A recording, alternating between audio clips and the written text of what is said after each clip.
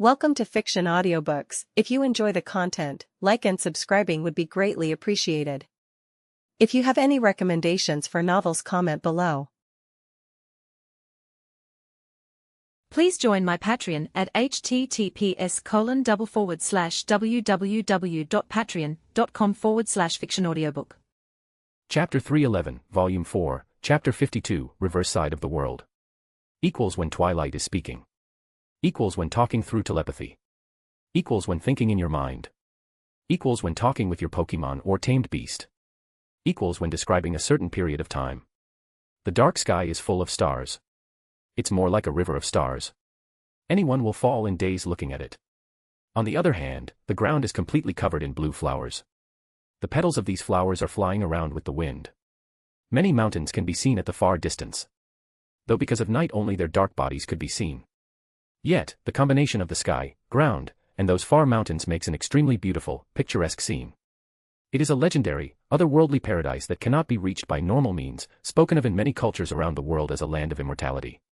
It has had many names throughout history, including Utopia, the Garden of Eden, Tir na Nog, and Avalon. This is the reverse side of the world. Preeis was sleeping with his closed eyes. He could not only feel a softness at the back of his head but also the fingers that were passing through his hair with extreme gentleness and care. He really didn't want to get up and just wanted to enjoy this forever. But he knew he didn't have that luxury. Hence, he decided to enjoy it for some more before waking up. Finally, after enjoying it for some time, Preeis opened his dull red eyes. The moment he did so, the entire reverse world trembled for a moment. Yet, Preeis ignored it and kept on looking into the beautiful violet eyes that greeted him. Those eyes were looking directly into Preeis' dull red eyes without any fear. On the contrary, they were filled with boundless love and yearning for him. "You are awake." "Preeis, I am," said Preeis as those beautiful violet eyes turned moist and tears streaked down from them. Those tears were not of pain but of longing. Witnessing them, Preeis raised his hand, touched that face, and wiped the tears off it very gently. Next, he raised his head a little as the woman also leaned her head down and soon their lips met. MMPH. It was a gentle kiss full of love they had for each other. They remained like this for a minute before separating. "I missed you, Preeis." "Preeis, me too, Ophis." Saying that, Preeis put his head back on Ophis' lap as she kept on caressing his hair. It was a beautiful scene since they only had each other in their eyes. It's like only they existed in this entire world. Preeis was currently in his God of Destruction form. After the last attack of Preeis and Scathack, the entire Land of Shadows got destroyed. Since Scathack put all her and Land of Shadows remaining power in it, that world became fragile and can't sustain itself. In the end, Preeis' Sword of Darkness won over Scathack's Gibalg, original, and defeated her. Though things took an unexpected turn when the attack hit Scathack and almost erased her from existence.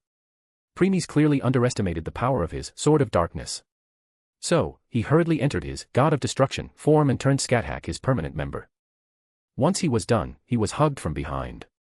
Knowing who it was, Preeis let go of all his vigilance and let himself relax considering he was both physically and mentally tired after all those years of constant fighting. And now here they were.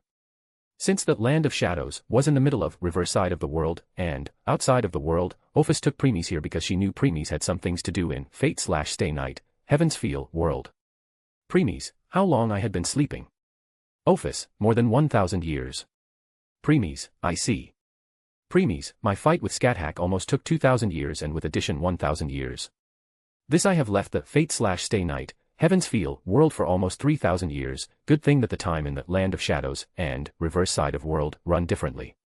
"Indeed. You have been away for 3,000 years but in that world only 6 hours have passed." "Preeis, Preeis nodded inwardly before turning his head to the right. There he saw Scathack kneeling 5 steps away from them. She had already said that she was willing to offer herself completely to him if he would agree to fight her. That not only did Preeis agree but also defeated her. So, now she was his. That's why she also didn't resist one bit when Preeis was turning her into his permanent member. As if sensing Preeis' gaze, Scathack raised her head a little. "Scathack, you are finally awake from your slumber, my lord." "Preeis, yes, did you enjoy our fight?" A smile appeared on Scathack's face hearing this and she replied. "Scathack, that was the best fight I ever had." "Preeis, good to hear that." "Preeis, there is something I want to tell you." "Preeis, She wasn't surprised a bit when she saw Ophis. It's like she already knew who she is. "Preeis, oh. Preeis, it seems you already know about my empress." Scathack, everyone knows, my lord. The Black Swordsmen also know the God of Destruction and his two wives. Dragon God and Goddess of Life. Preeis, I see. Alright, this answers the question. Preeis, counterforce again. They really created your entire life's history. Preeis, oh well, this makes things easier for me considering I don't have to explain again and again. True. Next, Preeis opened the Twilight window and selected an option. V. Members. Dash, permanent members. A. Office. B. Sheng Ming. C. Ace Wallenstein. D. Scathack, new. Dash, battle maids. A. Ling Qingju, comatose. B. Ing Huan, comatose. Dash, half members. A. Lily Ruka Arde, not applicable. B. Senjuno Haruheim, not applicable. Congratulations on getting 4th permanent member. Preeis, thanks. I guess. Then Preeis checked Scathack status. Status. Name, Scathack. Age, hundreds of millions. Existence level. Dash, stats. Dash, main skills. Dash, side skills. Dash, equipment. True demigod. Strength, EX. Endurance, EX. Dexterity, EX. Agility, EX. Magic, EX. Base stats, true demigod. Main skills, 3, max. Harmony, EX. Wisdom of Duan Skaith I, EX. Primordial Rune I, EX. Side skills. Equipment. Offensive. 1 Origin, Gibalg, original. Defensive. 1 Origin, Duan Skaith bodysuit. Ultimate move.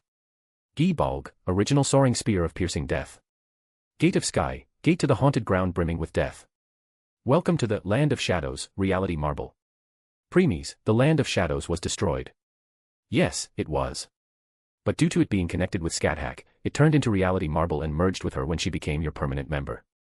Preeis, Let's see. The Gate of Sky sucks in all life forms in range. If the target or targets fails to resist it, then they will be sucked into the gate and are instantly killed. Whereas, Welcome to the Land of Shadows manifests and projects of Scathack's inner world onto reality. And one more thing, this will give Scathack all the help she got even in the real Land of Shadows. Preeis, true. Preeis, Scathack, come here. Scathack, yes, my lord. Getting up, Scathack approached Preeis as ordered. Once she had reached him, he extended his hand towards her. Preeis, give me your hand. Scathack, Without question, Scathack put her hand in Preeis. When she did so, Preeis checked her equipment. Origin, Duan Skaith bodysuit. Type, armor, bodysuit. Rank, I. Defense, ++. Soulbound, Scathack. Abilities. Indestructible, EX. Rune magic immunity, EX. Damage reduction, EX. Details. Rune magic immunity, EX. Turn to passive. Immune to all rune-type magic or attacks. Damage reduction, EX. Turn to passive. Reduce the damage taken by 99%. Preeis, 3+ means 4x increase. Yes. But don't forget the abilities her bodysuit provides her. Rune magic immunity means she can use runes however she wants but other can't use it against her. Preeis, Damage reduction also reduces 99% of the damage. The remaining 1% still have to go through her defenses. Indeed. Origin, Gibalg, original. Type, weapon, spear. Rank, I. Attack, ++. Soulbound, Scathack. Abilities. Indestructible, EX. Instant death, EX. Penetration, EX. Details. Instant death, EX. Give instant death to those that are equal to or weaker than the wielder by 100%. 10% against those who are 10x stronger than the wielder. 1% against those who are 100x stronger than the wielder. 0.01% against those who are 1000x stronger than the wielder.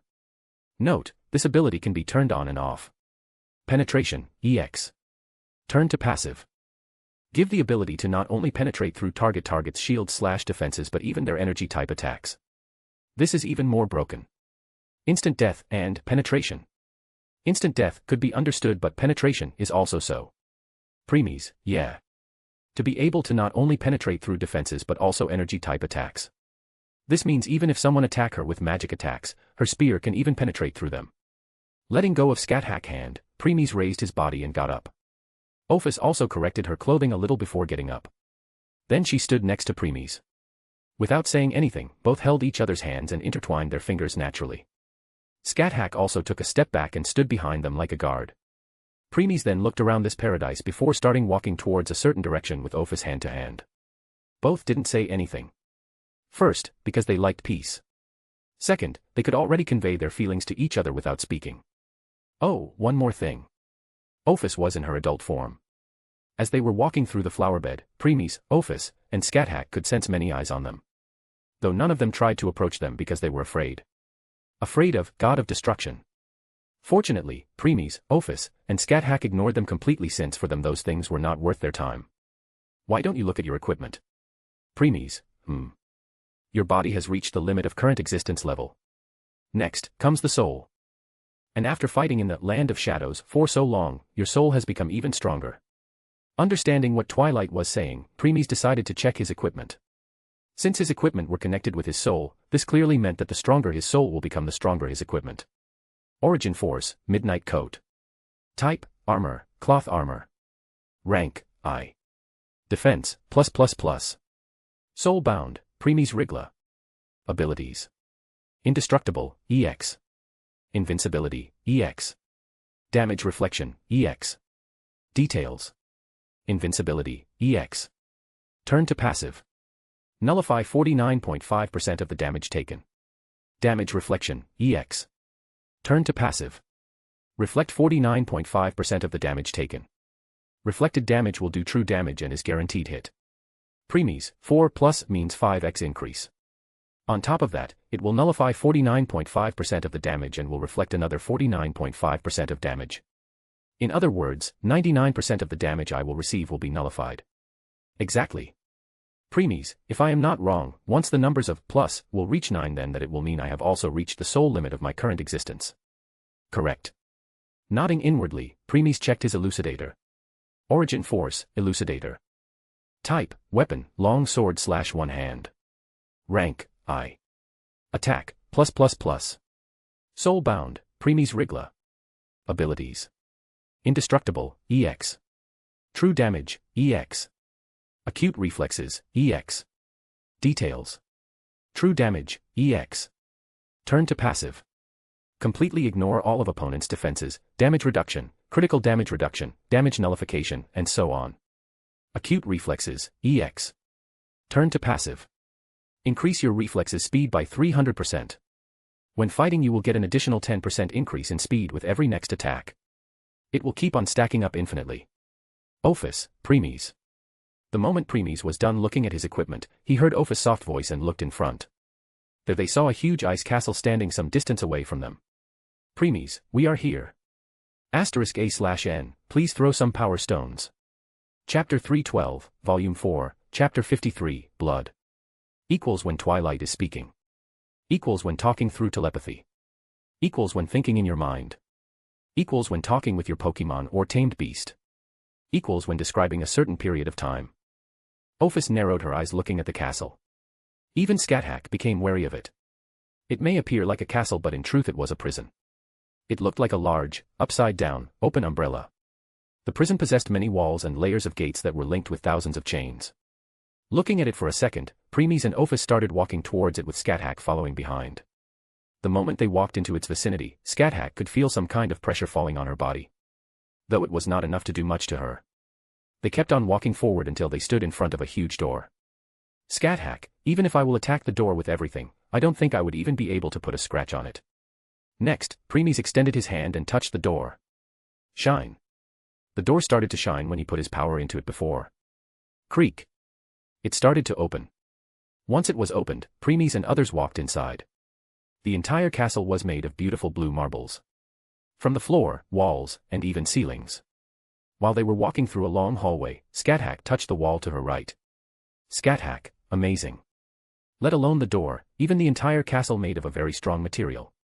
I can even feel the huge amount of magic or divine power passing through it. Step. Step. Step.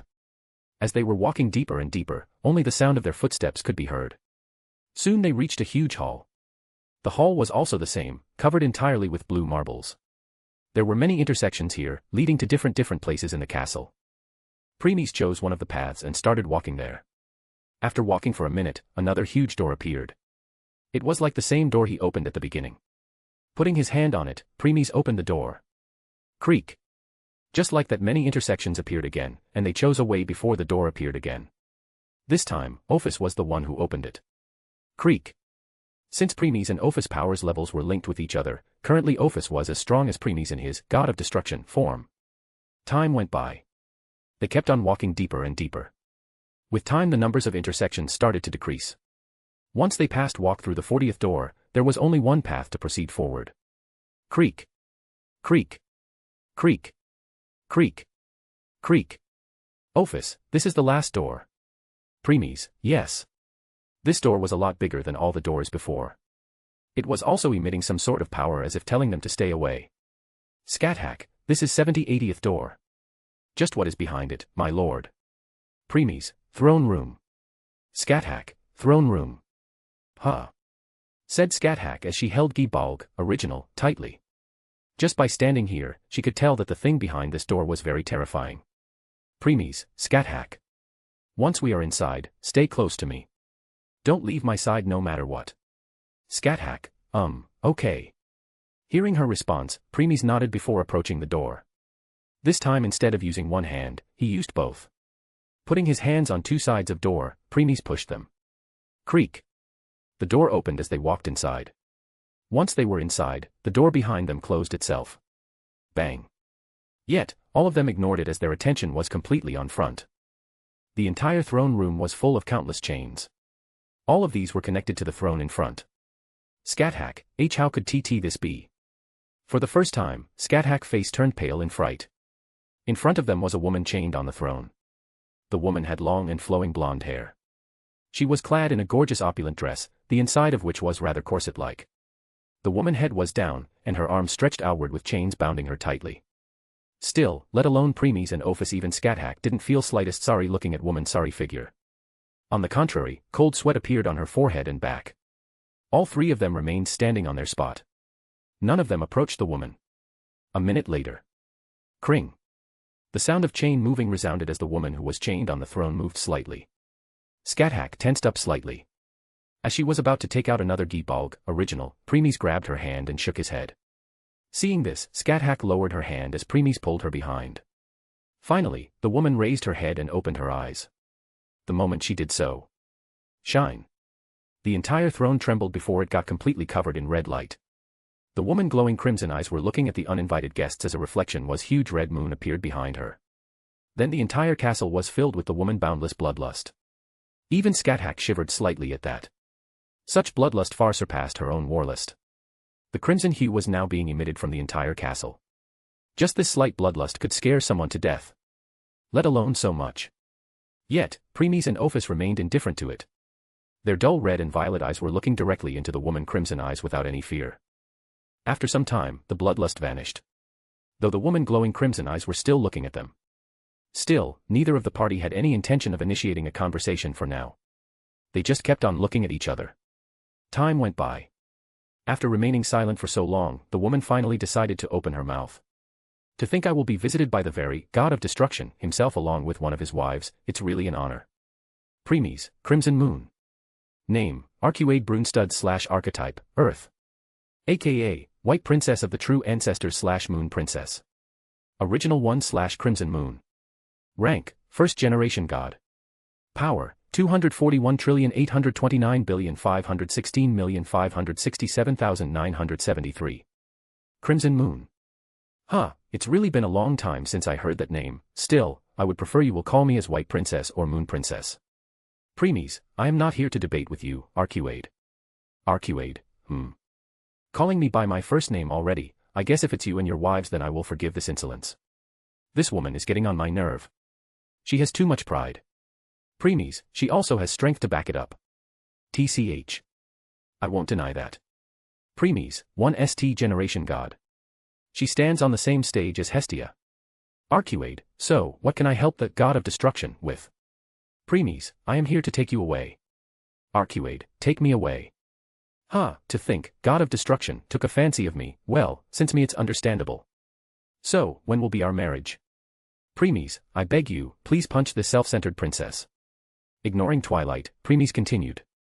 Preeis, I want you to become the will and guardian of one of my pocket worlds. Aruade. I see. So, that's why you want her. Preeis, yes. It's truly that I am ruler of my pet's world, but in case something happened, like I am busy with something or am in slumber to recover from injuries or so on. At that time, someone must be there to make sure everything goes fine.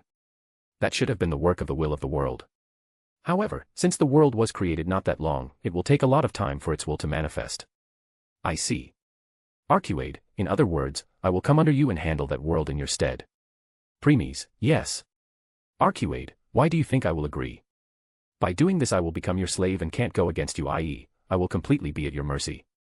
Am I right to believe that? Preeis, yes.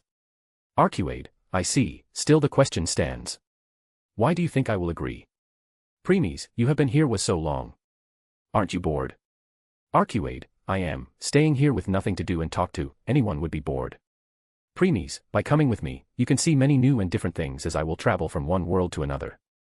Aruade, A tempting offer. I would have agreed just at that, but I am sure you know why I am chained here, no, to be more precise, why I chained myself here. Exactly. No one chained Aruade Brunstad here. In truth, she chained herself on her own accord. Vampire, also called bloodsucker, is the general term for those who suck the blood of other living creatures. They have power on par or higher than that of heroic spirits. But along with such power they also receive a terrible flaw. Vampiric impulse. A purely physical impulse that pushes them to suck the blood of others. Among vampires there are unique existences, true ancestors. True ancestors are incarnated nature spirits, being classified as elementals, said to be the original blood-sucking species independently established by the planet as its sense of touch.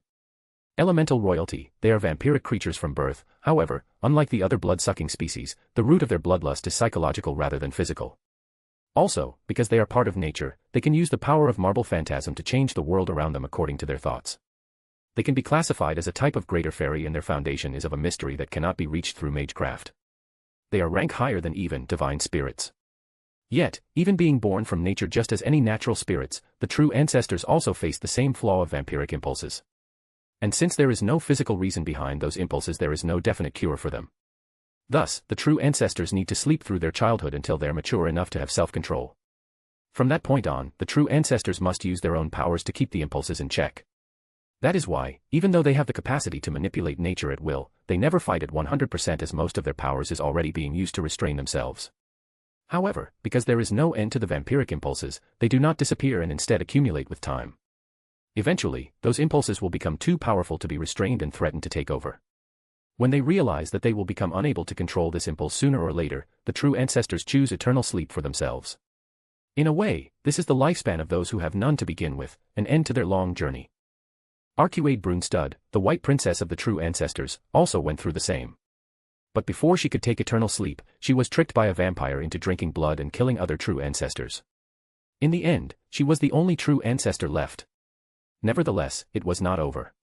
Even though killing and drinking the blood of other true ancestors calmed her vampiric impulses, it was only for the time being. After some time, those vampiric impulses returned. But because she had already tasted the blood, this time they were a lot stronger than before. So strong that Aruade could tell that she would be taken over by them. As a result, using her last will, she chained herself in this castle. Millennium Castle Brunstad. Aruade, after chaining myself for all those years, my vampiric impulses have accumulated to the extreme. If not because these chains are holding me, then I would have already gone berserk by now. Now tell me, do you really want monster like me near you who could go crazy at any time? Preeis, I have a way to solve your problem. Aruade, oh. Raising one of her browns, Aruade continued. Aruade, what is it? Preeis, if you agree to come under me, then whenever those impulses come, I will let you drink my blood. *A/N. Hello, readers. I have divided auxiliary volume into 3 chapters. 01. Characters, permanent member, spoilers, 02. Characters, battle maids, spoilers, and 03. Characters, spirits, spoilers. And have added pics. Please take a look at it. Thank you. *A/N, please throw some power stones. Chapter 313, Volume 4, Chapter 54, Plans. Equals when twilight is speaking. Equals when talking through telepathy. Equals when thinking in your mind. Equals when talking with your Pokemon or tamed beast. Equals when describing a certain period of time. Ophis. Scathack. Arcuade. Let alone Scathack and Arcuade, even Ophis widened her eyes for the first time. Ophis, Preeis. Scathack, my lord. However, Preeis raised his hand and stopped them from continuing. He knew what his words implied. In truth, whenever Preeis got injured and his blood was spilled, that blood would always turn into normal human blood.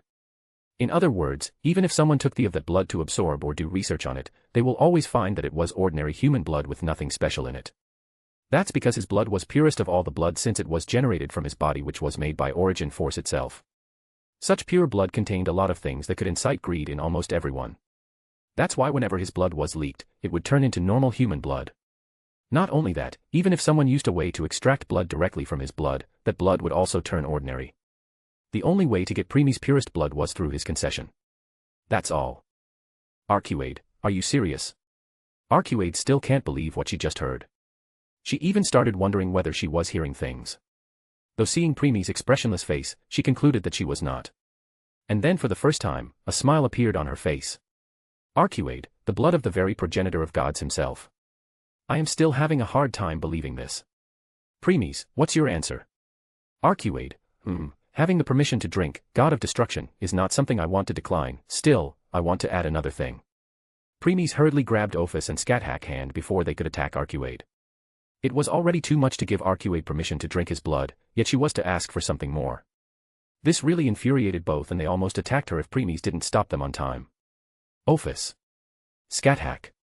Even though they both stopped, they were still glaring daggers at her. Preeis was still staring at Arcuade without any change in expression. Arcuade, don't worry. What I want to ask is something only you can give me. And it's not something difficult for you. On the contrary, it's quite easy for you. Preeis, and that is. Arcuade, I want to be your consort. Preeis, my consort. Huh. Arcuade, yes. You already have your 2 wives, Dragon God and Goddess of Life. So, I don't think there will be any issue if I also become one.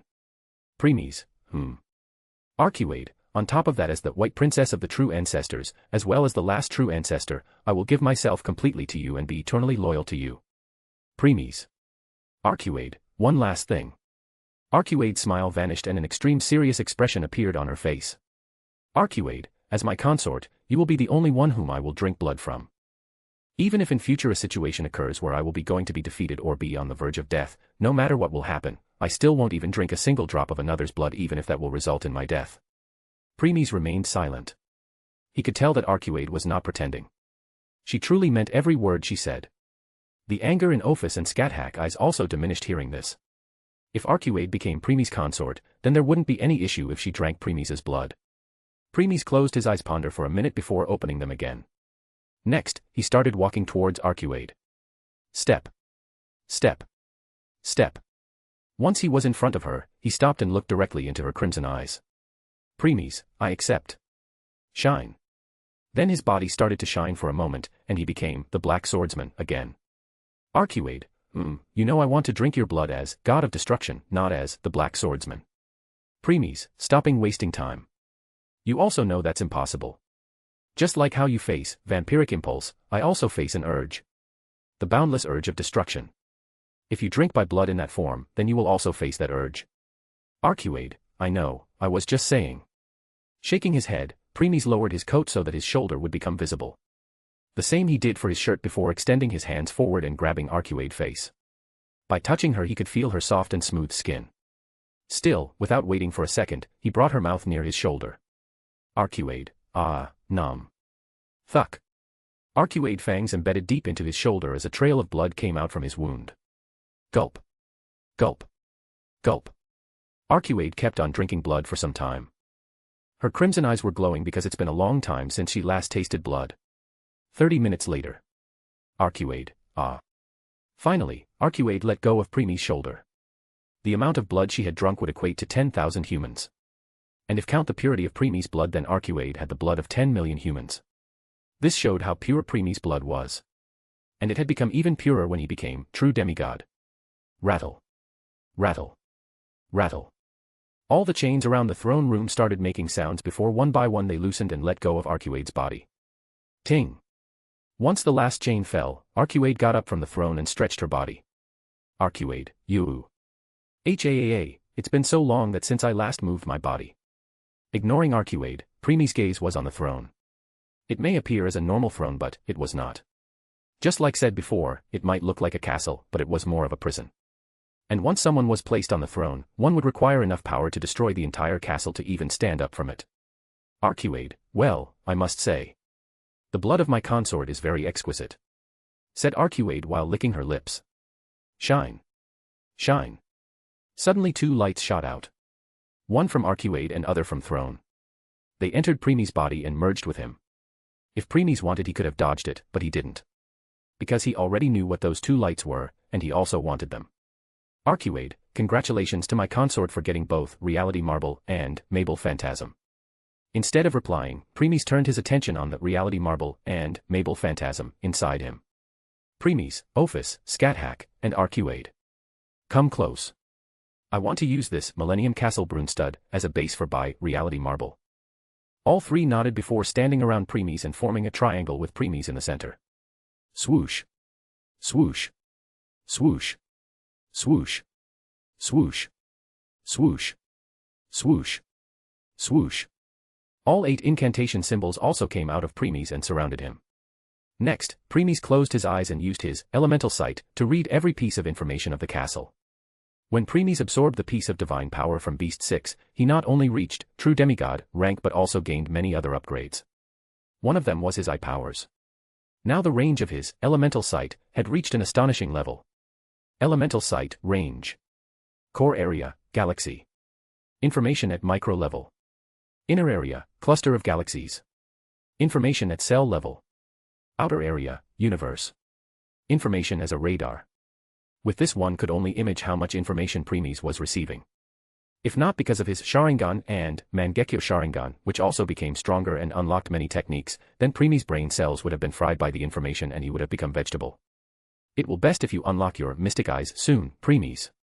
We clearly underestimated the power of elemental sight. This eye power far surpassed your Sharingan and Mangekyo Sharingan. Preeis. Let alone them, even the 6 eyes pale in comparison to your current elemental sight. Atomic level information of a galaxy and cellular level information of clusters of galaxies. It's something completely unheard of. Preeis remained silent. Though he completely agreed with Twilight. He must unlock Mystic Eyes to increase his mental power before his elemental sight becomes even stronger. Shaking his head, Preeis concentrated on reading the information about the castle. Ordverse, Scathack, and Aruade also released their power and covered Preeis. The 8 incantation symbols also started doing the same. At this time, Preeis opened his eyes slightly and took out an orb from his inventory. The orb was filled with gold dust which was emitting divine power. Preeis, I will really complete many of plans before returning. Morning. Shine. It's almost 9 o'clock. The sunlight from the outside entered the hotel's room and fell on the sleeping Saber's or Artoria Pendragon face. Feeling the irritation, Artoria covered her eyes with her hand before raising her body. And since she was completely naked under the quilt fell, and her full body was in display. She started rubbing her sleepy green eyes before taking a yawn. Artoria, YAWN. Beatrice, humph. To think Betty overslept just like you. Artoria turned her head and looked at Beatrice who was correcting her dress. At first, she showed a confused expression before remembering what happened last night. Smiling, she spoke. Artoria, good morning, Miss Beatrice. Seeing her smile and hearing her greeting, Beatrice sighed and spoke. Beatrice, yes, good morning, so, how long are you going to look like this? Artoria. Showing a confused expression, Artoria looked down at herself and realized that she was naked. Her face turned red in embarrassment. Just when she was about to call her armor, Beatrice sighed and passed some clothes to her. Beatrice, here. Big brother had put these clothes at your bedside. Artoria, oh, thank you. Said Artoria before she hurriedly changed her clothes. It was a white shirt, dark blue skirt, black leggings, and blue muffler. She also saw brown leather shoes on the ground. Once she wore all of them, she stood in front of the bed and looked at herself again. Beatrice, it really fits you perfectly. It seems Big Brother really knows your size. Artoria, yeah. Artoria replied in a lower voice. Beatrice raised one of her brows looking at her but didn't ask further. She looked at the other side of the room and spoke. Beatrice, so, when do you return? About an hour ago. Artoria also looked in that direction and saw Ryder leaning on the wall while looking at them. Artoria, Ryder, are you done with your stuff? Medusa, I am.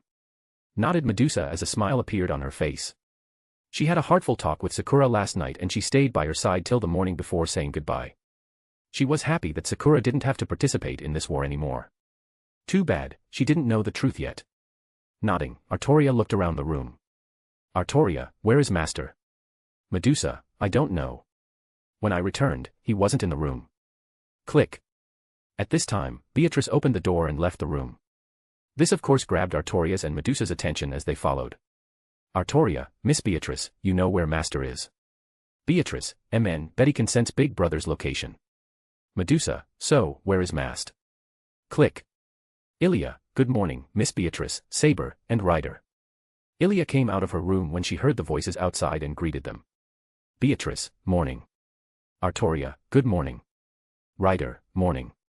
Ilia, huh? Where is Big Brother? Artoria, we are going there. Ilia, I will join. No one denied her. Soon, they left the hotel room and took the elevator to the rooftop. Ding. The door of the elevator opened as all four of them walked out. Though after walking out, Beatrice started running. Beatrice, Big Brother.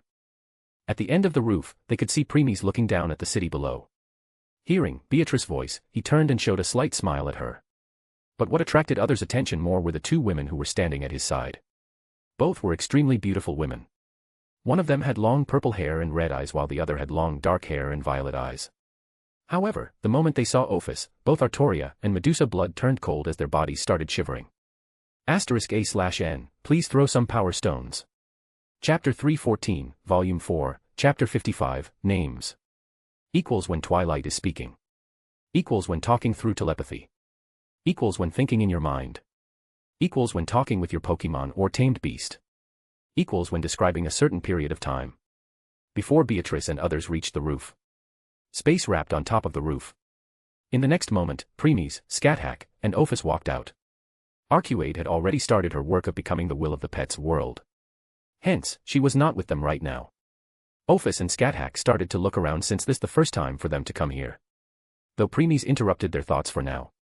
Preeis, Ophis, Scathack, come close. Without asking they came close to him. When they did so, Preeis put his hand on each of their head and sent his power inside. None of them resisted even a bit. Soon, their eyes turned blank as if the control of their mind completely fell on Preeis' hand. Removing his hand, Preeis walked to the end of the roof and started looking down. It will take a minute before his power will fuse with them. Preeis also undo his God of Destruction form and enter Planar Lord form again. Looking at Black Jacket he was hearing and gunblade in his hand, he nodded before putting the gunblade away. A minute later. Ophis and Scathack returned to themselves. Ophis didn't give it much though since she already knew about it while the corner of Scathack's lips raised a little. Scathack, how interesting. Extreme image training. To think Lord created such a thing. Yes. What Preeis passed both was his extreme image training. Even though they didn't need it, he still decided to give them. He planned to give this to all those who were under him. He even gave this to Beatrice. Scathack, it's great but also terrifying. Muttered Scathack with serious expression. Scathack, it might help one to improve by leap bounds but it put too much strain on one's brain. That's also why Preeis warned Ace to only use it once every year. The same was the case for Beatrice. He told her to ask him before using it. Ophis, this. Ophis' words attracted Scathack's attention. She turned to where Ophis was looking and saw Preeis there. Looking at the current him, she couldn't help but be amazed. Scathack, Zenith. As expected of Ophis and Scathack. They just needed a glance to see what Preeis' source power in this form was. Next, they both approached him. Ophis, Preeis, since you have already taken Planar Lord as your second path, I hope you know that.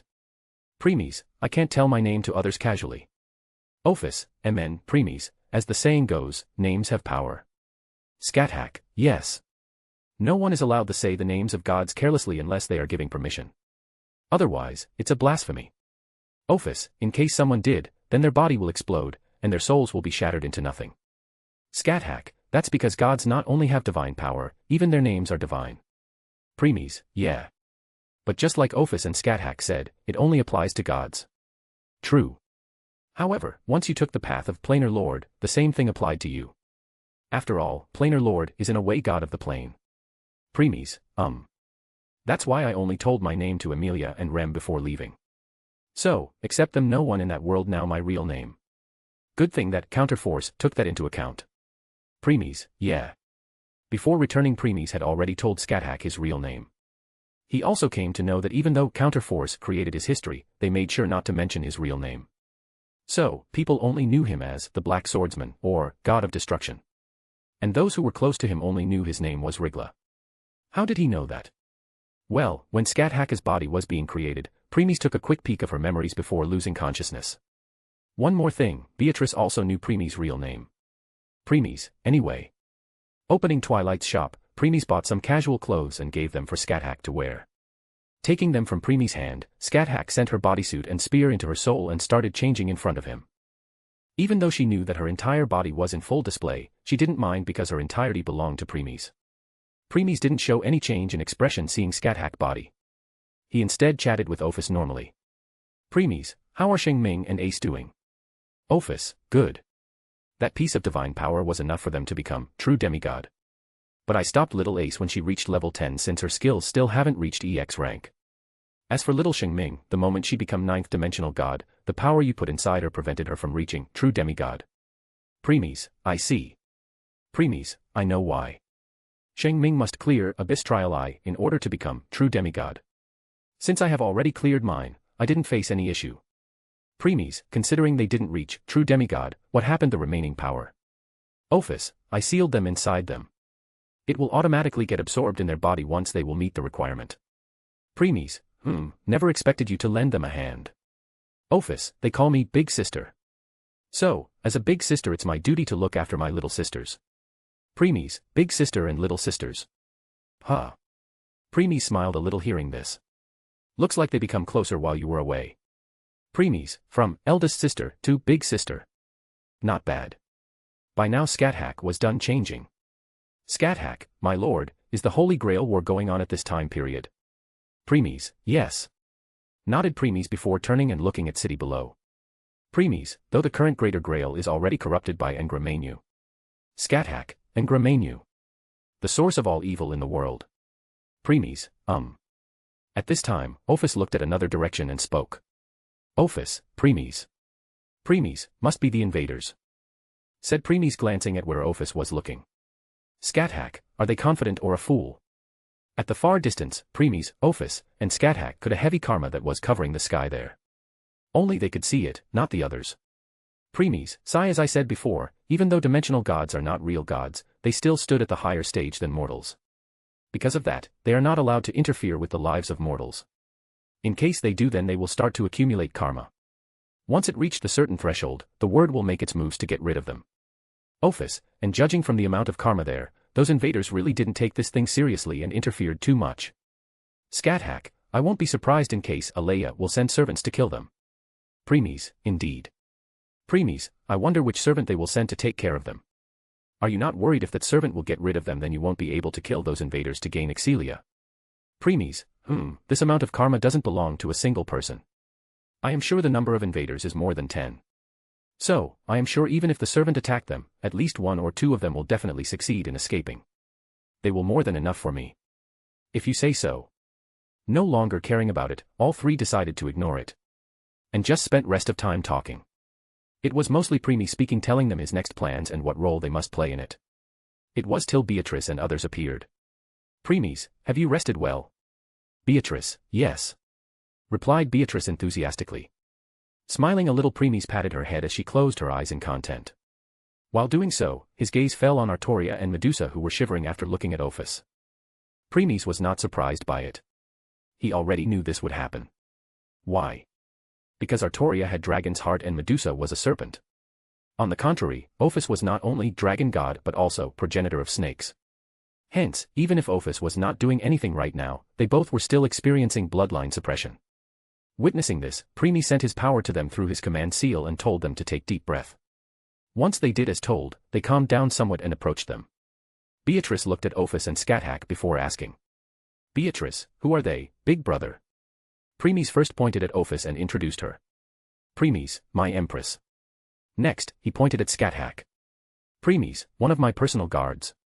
Nodding her head, Beatrice didn't ask the details. Though she still questioned Preeis about something else. Beatrice, since she is your empress, what will you do about that little girl, Ilia now? Preeis, I have only introduced you with my empress. I still have a wife and consort. Beatrice, oh, okay. Replied Beatrice. Since Preeis had 3 partners, then it's not checkmate for Ilia. After all, in Beatrice's world, it was common to have more than one wife. Next, Preeis also introduced Beatrice to Ophis and Scathack. While he was doing so, Artoria and Medusa was looking at Ophis and Scathack with jealousy and envy. They already knew about Dragon God, so let's skip the jealousy part. As for Scathack, Preeis had introduced her as his personal guard. This meant Preeis trusted her enough to let her guard his back. Ilia, big brother, are they servants? Ilia, who had been quiet all this time, asked. Shaking his head, Preeis responded. Preeis, they are not. They are alive just like me. Ilia, oh, anyway. Big brother, I am hungry, let's go and eat. Said Ilia as she grabbed Preeis' hand and pulled him towards the elevator. Preeis couldn't help but shake his head at Ilia's action. Though he didn't resist and let her pull him. Others also followed. Vroom. A car was moving at the speed of 80 km per hour on the road while avoiding other vehicles and people with ease. Preeis was sitting on the passenger seat with Beatrice on his lap. Behind them were sitting Scathack and Artoria with Ilia in the middle. As for Ophis, well, she was the one driving the car. Yes, heard it right. Ophis was driving the car. Since she herself took the initiative to drive, Preeis let her. In case you were thinking about Medusa, she was sitting on the car's rooftop and enjoying the air. Unlike Artoria, Medusa could enter spirit state. Hence, no one could see her there. Once Ilia pulled Preeis, they had a breakfast at hotel. Next, Preeis booked a car for them which was waiting for them outside. That's what happened till now. Voo. Preeis, since Hassan of the Cursed Arm will be summoned late night, I can use the remaining time to find the clues of Mu's location. Preeis, turn right. Ophis, MN-SCREECH. Right now, Preeis was following the traces of Mu's aura which he sensed near the church last time. Though as they were following them, suddenly Preeis raised one of his brows. Scathack, looks like there's some people who are also after what lords want. Preeis didn't reply. Though he also agreed with Scathack's words. He just now sensed the unexpected auras which were also following the trails of Mu's aura. Preeis, could they be Pokemon trainers? No, not possible because I didn't receive any message from Ilia, Gaia, or the counterforce. In that the case, the one who meet all the requirements are. Preeis, other mage families. *A/N, please throw some power stones. Chapter 315, Volume 4, Chapter 56, Dragon Tooth Warriors. Equals when Twilight is speaking. Equals when talking through telepathy. Equals when thinking in your mind. Equals when talking with your Pokemon or tamed beast. Equals when describing a certain period of time. Vroom. Preeis' car kept on traveling to distance without stopping. Once reaching the destination, the car stopped, and everyone came out. They looked in front, saw a huge mountain. Preeis, we will go rest of the way on foot. No one denied as they entered the mountain. Even when they climbed half of the mountain, they didn't saw anything weird. Yet, none of them lowered their guard. Why? Because. Ilia, it shouldn't be this quiet. Yes. It was just too quiet. They can't even hear insects, let alone birds or animals. When they were about to reach the top, they saw a hill station at some distance. With their guard up, they walked up to it. Though the moment entered its vicinity. Sling. They sensed that they had entered a barrier. Beatrice, looks like we are going to meet another servant and master. Artoria, I don't think so. Beatrice, oh. Medusa undid her spirit state and notified Preeis. Medusa, master, we can't sense any servant here except us. Ilia, so, it's just a master. Scathack, or a mage. Preeis, let's check it. Preeis, the traces of Mu disappeared after coming here. It shouldn't be possible unless. Looks like what we were following the false traces that Mu left to confuse its pursuers. Preeis, it seems so. Though it still helped us because we are not the only one who fell for it. That's true. Preeis, now, let's see who others are tracking Mu. Next, Preeis and others reached the hill station. Looking around, anyone could tell that it had been deserted for years.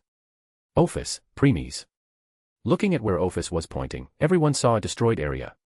And this destruction was recently. Maybe last night. Ilia, bones. Approaching the area, Ilia saw some bones scattered on the ground. Artoria, they are not human bones. Medusa, yes. But the same can't be said for the blood there. Medusa pointed at the dried blood on the leaves at the side. Preeis, follow the trails. They then started following those trails of blood. As they were following it, the amount of blood started to increase. Finally, after some time, they came across a corpse. Too bad that only the legs were remained of that body. Ilia, it's difficult to identify the person like this. Preeis waved his hand that the remaining body got engulfed in his blue flames. Crackle. Preeis, let's continue. Just like that, they kept on going deeper and came across even more corpses. Still, none of the corpse was intact. Like this, time went by. 3 hours later. They reached the top of the mountain and looked around. There was nothing. Ilia, it seems that the one responsible for all that left after killing those mages. Said Ilia, though before she could continue Preeis pulled her near him. Ilia, big brother. As she showed a confused expression, Preeis spoke. Preeis, we are surrounded. Ilia. Becoming stunned, Ilia saw that others were standing back and back with each other. Then she saw some skeleton-like things coming out of the forest one by one. Preeis, dragon tooth warriors. Huh. They are the familiars that are used by the caster, Medea. Still, their amount is astonishing. Preeis, Such amount is not something Medea could made in just a day or two. It's more like she was creating them since day she is summoned. Ilia, they are just some cheap familiars that can be destroyed easily. Scathack, true. But their quantity is too much. Ilia, yes. They are almost hundreds of them. Ophis, no, they are not. Ilia, huh. Preeis, they are all over the mountain. In other words, they are hundreds of thousands in quantity. Ilia. Artoria. Medusa. Beatrice. Ophis and Scathack also nodded at Preeis' words. Ilia, and no way. Shine. Artoria hurriedly equipped her armor and the invisible sword appeared in her hand. Rattle. Medusa also took out her weapon.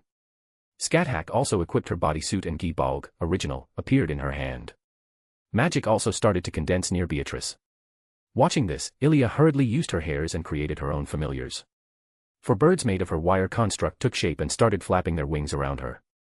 The name of these birds was Storchritter, Stork Knight. Glancing back at the Preeis, she asked. Ilia, should I summon Berserker to assist? Preeis, no need. They might be too many, still a servant can easily handle them. Though it will be time-consuming. But time is the only thing we don't lack. Ilia nodded her head hearing this. Preeis, anyway. Putting his hand on Scathack's shoulder, Preeis spoke. Preeis, me, my empress, and Scathack won't be joining this fight. It's up to you four. Ilia, wah. Ilia mouth opened wide in shock while others just nodded their head. Scathack also took the step back and sent her equipment back into her soul. Preeis, Saber and Ryder will fight in closer combat while Betty and Ilia will support from behind. Now, begin. Swoosh. Swoosh. Both Artoria and Medusa charged at the enemies. Artori reached in front of first enemy and swung her sword. Slash. Boom. The warrior didn't even get the chance to attack before it got destroyed. The other warriors near that one attacked. Slash. Slash. Slash. Still Artoria easily dodged them and killed them. Slash. Boom. Slash. Boom. Fwoosh. Fwoosh. Fwoosh. At this time some bone arrows were launched towards Artoria. Just when she was about to dodge them. Sew. Sew. Bang. Bang. Magic bullets came from behind her and intercept them. Looking back, Artoria saw Ilia's bird which were flying around her and were the one who attacked. Nodding her head at Ilia, Artoria continued. On the other side, Medusa was also moving extreme fast while killing one tooth warrior after another. She used her chains to throw one warrior to another. Fwoosh. Bam. The moment the group stumbled or fell, she appeared in front of them and ended them. Stab. Boom. Stab. Boom. Stab. Boom. Bone arrows were also shot at her. But the moment they were about to hit her. Ting. Ting. Ting. They were all deflected by the wind barrier that would appear around her. Beatrice, who was standing behind, pointing her hand towards Medusa. She was the one using wind to protect Medusa. Because of that, not only the wind was protecting Medusa but also increasing her speed. You can that if Artoria and Ilia side had strength, then Medusa and Beatrice side had speed. Just like that, both teams kept on destroying the warriors without stopping. While they were engaging in battle, Preeis, who was standing behind with Ordverse and Scathack, was deep in thoughts. Preeis, if Medea really started creating them since the first day, this means the moment she was summoned, she was able to sense Mew's power. I also think so. Now that I think about it, even if Mew is the strongest Pokemon, its main type is Psychic. And since Medea being one of the best mages, Preeis, she could have sensed Mew's power. Yes. What do you think? Preeis, I think you are right. Sensing Mew's power, Medea must want to make it her familiar. How stupid. Even though Mew also have discs placed on it, it is still the strongest Pokemon close to God. In other words, a true demigod. How could she possibly think of controlling it when she doesn't even have the strength of dimensional god? Preeis didn't deny Twilight words. After becoming omniscient, he knew where Mew stood. If he had to explain Mew power, then you could say that Mew could force the current Scathack to go all out against it. Of course, the winner will be Scathack in the end. But still, being able to force Scathack go all out was already an achievement on its own. Preeis, if what I am thinking is right, then Medea actually don't how strong Mew is. Are you saying she only knew that there is a strong phantasm species but don't know how strong it is? Preeis, yes. Then it's understandable why she is still looking for Mew. Preeis, oh well, it doesn't matter. Because tonight she is going to die by the hands of true assassin anyway. Agreed. At this time, Preeis saw that an arrow gazed at Ilia's side, injuring her slightly. Still, she ignored that, kept on fighting without stopping.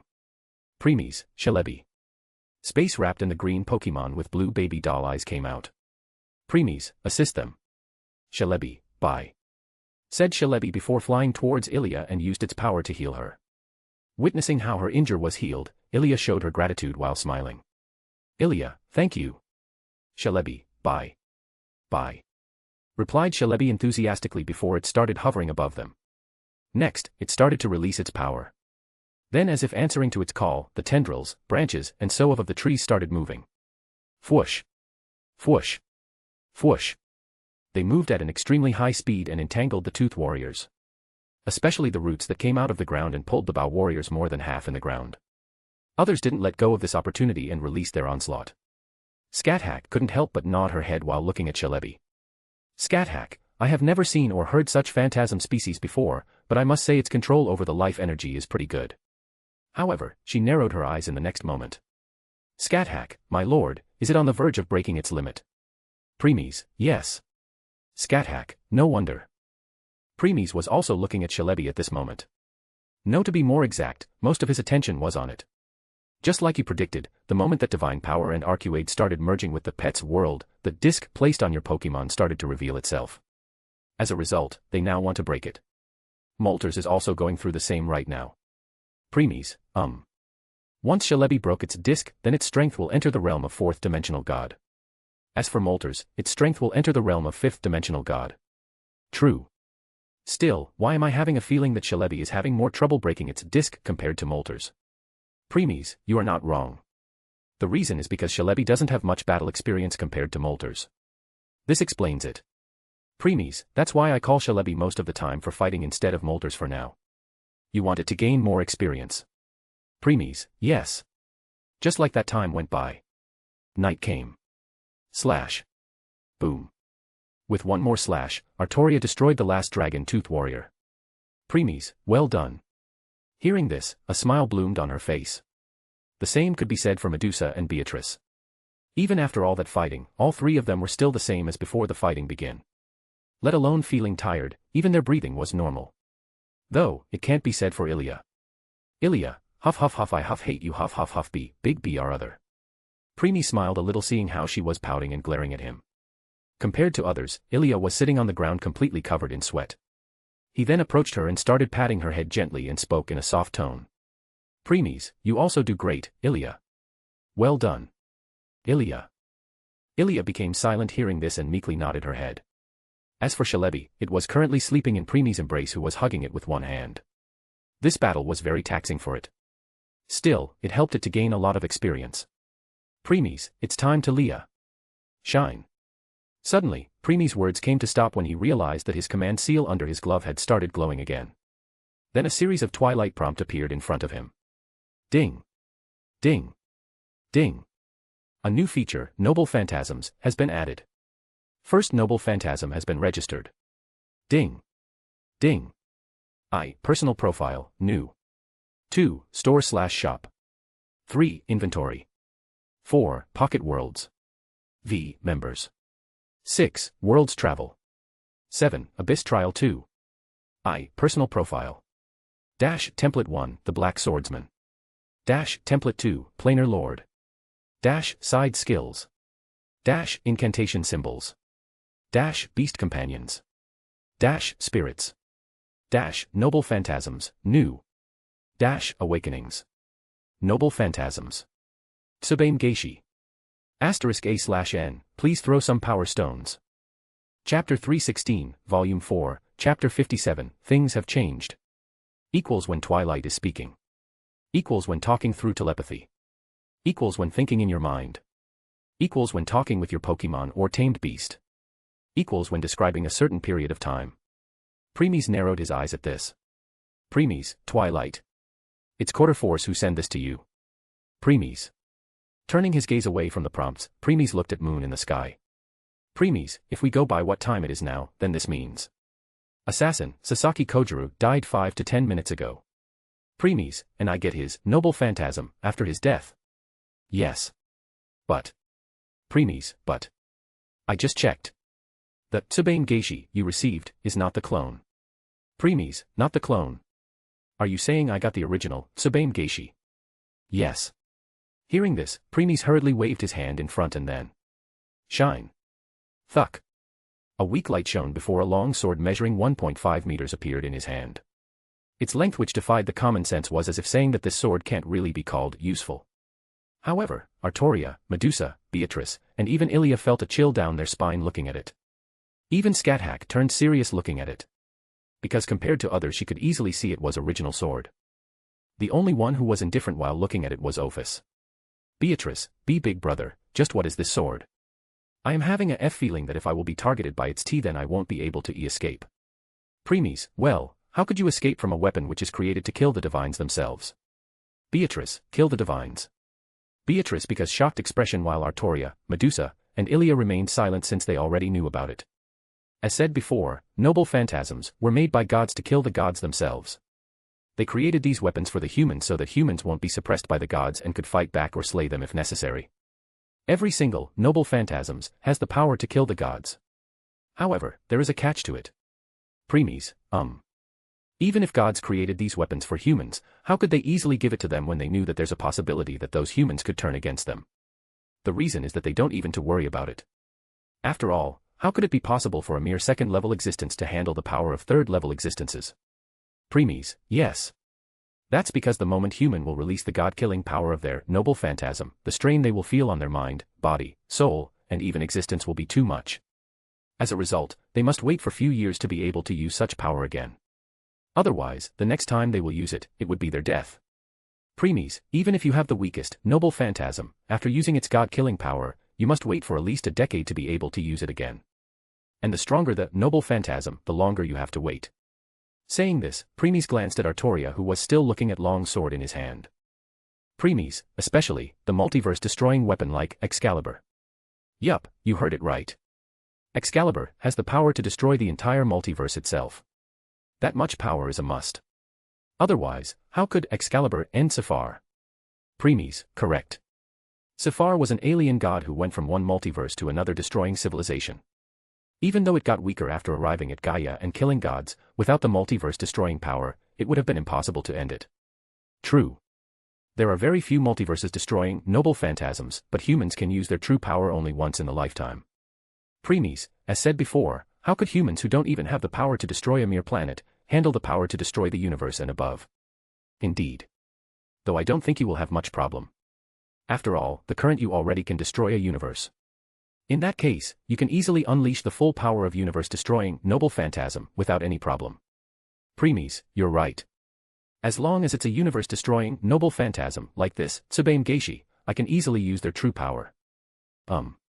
As for multiverse-destroying ones, I think you can use their true power once a year. Sighing, Preeis waved his hand and put Tsubame Geishi away. Preeis, we are done here. Let's go. Seeing Preeis had no intention of giving any answers, no one pry and just nodded their head. Like this they started walking down the now partially left mountain. Ophis, what about those mages? Preeis, don't give it much thought. I am sure the people who sent them would now be wary and won't send the reinforcement for the next few days. By that time, this Holy Grail war would be over. Ophis, 30 minutes later. They have descended from the mountain and reached the road where they parked their car. Though when Preeis opened the door of passenger seat. Ding. Ding. Ding. Ding. Ding. Ding. A new noble phantasm rule breaker has been registered. A new noble phantasm argon coin has been registered. Preeis paused at this. This clears it. Whenever a servant will die, you will get their original noble phantasm. So. Congratulations. In future, you will have all the noble phantasms in your arsenal. Preeis, why is Counterforce doing this? I think I know why. Preeis, oh. The main reason must be because you took the Crimson Moon, Arcuade Brunestud, or archetype, Earth, away. After all, we both know that she will have chance of becoming a new Ultimate One in far future. At that time, Counterforce would again need to use more of its resources to keep her at bay like other Ultimate Ones. But you solved that problem. Now, they are showing their gratitude. Preeis, when I met Arcuade on the reverse side of the world, I do sense Counterforce sights. They really were keeping a close eye on her. So, you already knew about it. Preeis, I do. Though I never expected them to show their gratitude like this. Pft, ha ha ha ha. Preeis, you are underestimating your feat too much. Let me rephrase. You helped the Counterforce by taking away the future primordial god. This achievement surpassed even taking care of beasts in a way. Hence, this is the least Counterforce could do to show the appreciation. Preeis, I guess. Scathack, my lord, is something the matter? Everyone was looking at Preeis since he paused his movements. Hearing Scathack words, Preeis decided to let them know. Preeis, Castor has been defeated. Artoria. Medusa. Ilia. Let alone Artoria and Medusa, even Ilia who had been rubbing her drowsy eyes became serious hearing this. Beatrice, Castor is gone already. Huh. Too bad, Betty really wanted to have a magic battle against him, her. No one questioned how Preeis knew about it. They just accepted it naturally. Preeis, anyway, let's return for now. Said Preeis before sitting on the passenger seat. Others also took their seat and Medusa entered the spirit state on the roof. Then the car left the area. Vroom. Morning came. When Preeis and others returned to their hotel few hours ago, Ilia excused herself to her room to take a nap while the rest stayed in the drawing room. So currently, Preeis was sitting on the sofa with Ophis seating at his right and Beatrice sitting on his lap as always. Scathack and Artoria were sitting on the other sofas in the room and Medusa is standing at the corner while leaning on the wall. Ophis was resting her head on Preeis' shoulder with her eyes closed. Others were also resting on their place with their eyes closed. Though they were not sleeping, just meditating. As for Preeis, he was looking at the horizon outside while deep in thought. Preeis, Sasaki Kojuru and Medea are dead. The next one to die tonight will be the Lancer, Kuchulin. Blade Shadow will also make its move. Preeis, Knock. Knock. At this time, there was a knock at the entrance door. Hearing this, everyone opened their eyes at the same time. Preeis gave a glance to Medusa who nodded her head before moving and opening the door. Click. Hello, Ryder. A girl's voice was heard from the outside. Seeing who it was, Ryder stepped aside and let her enter.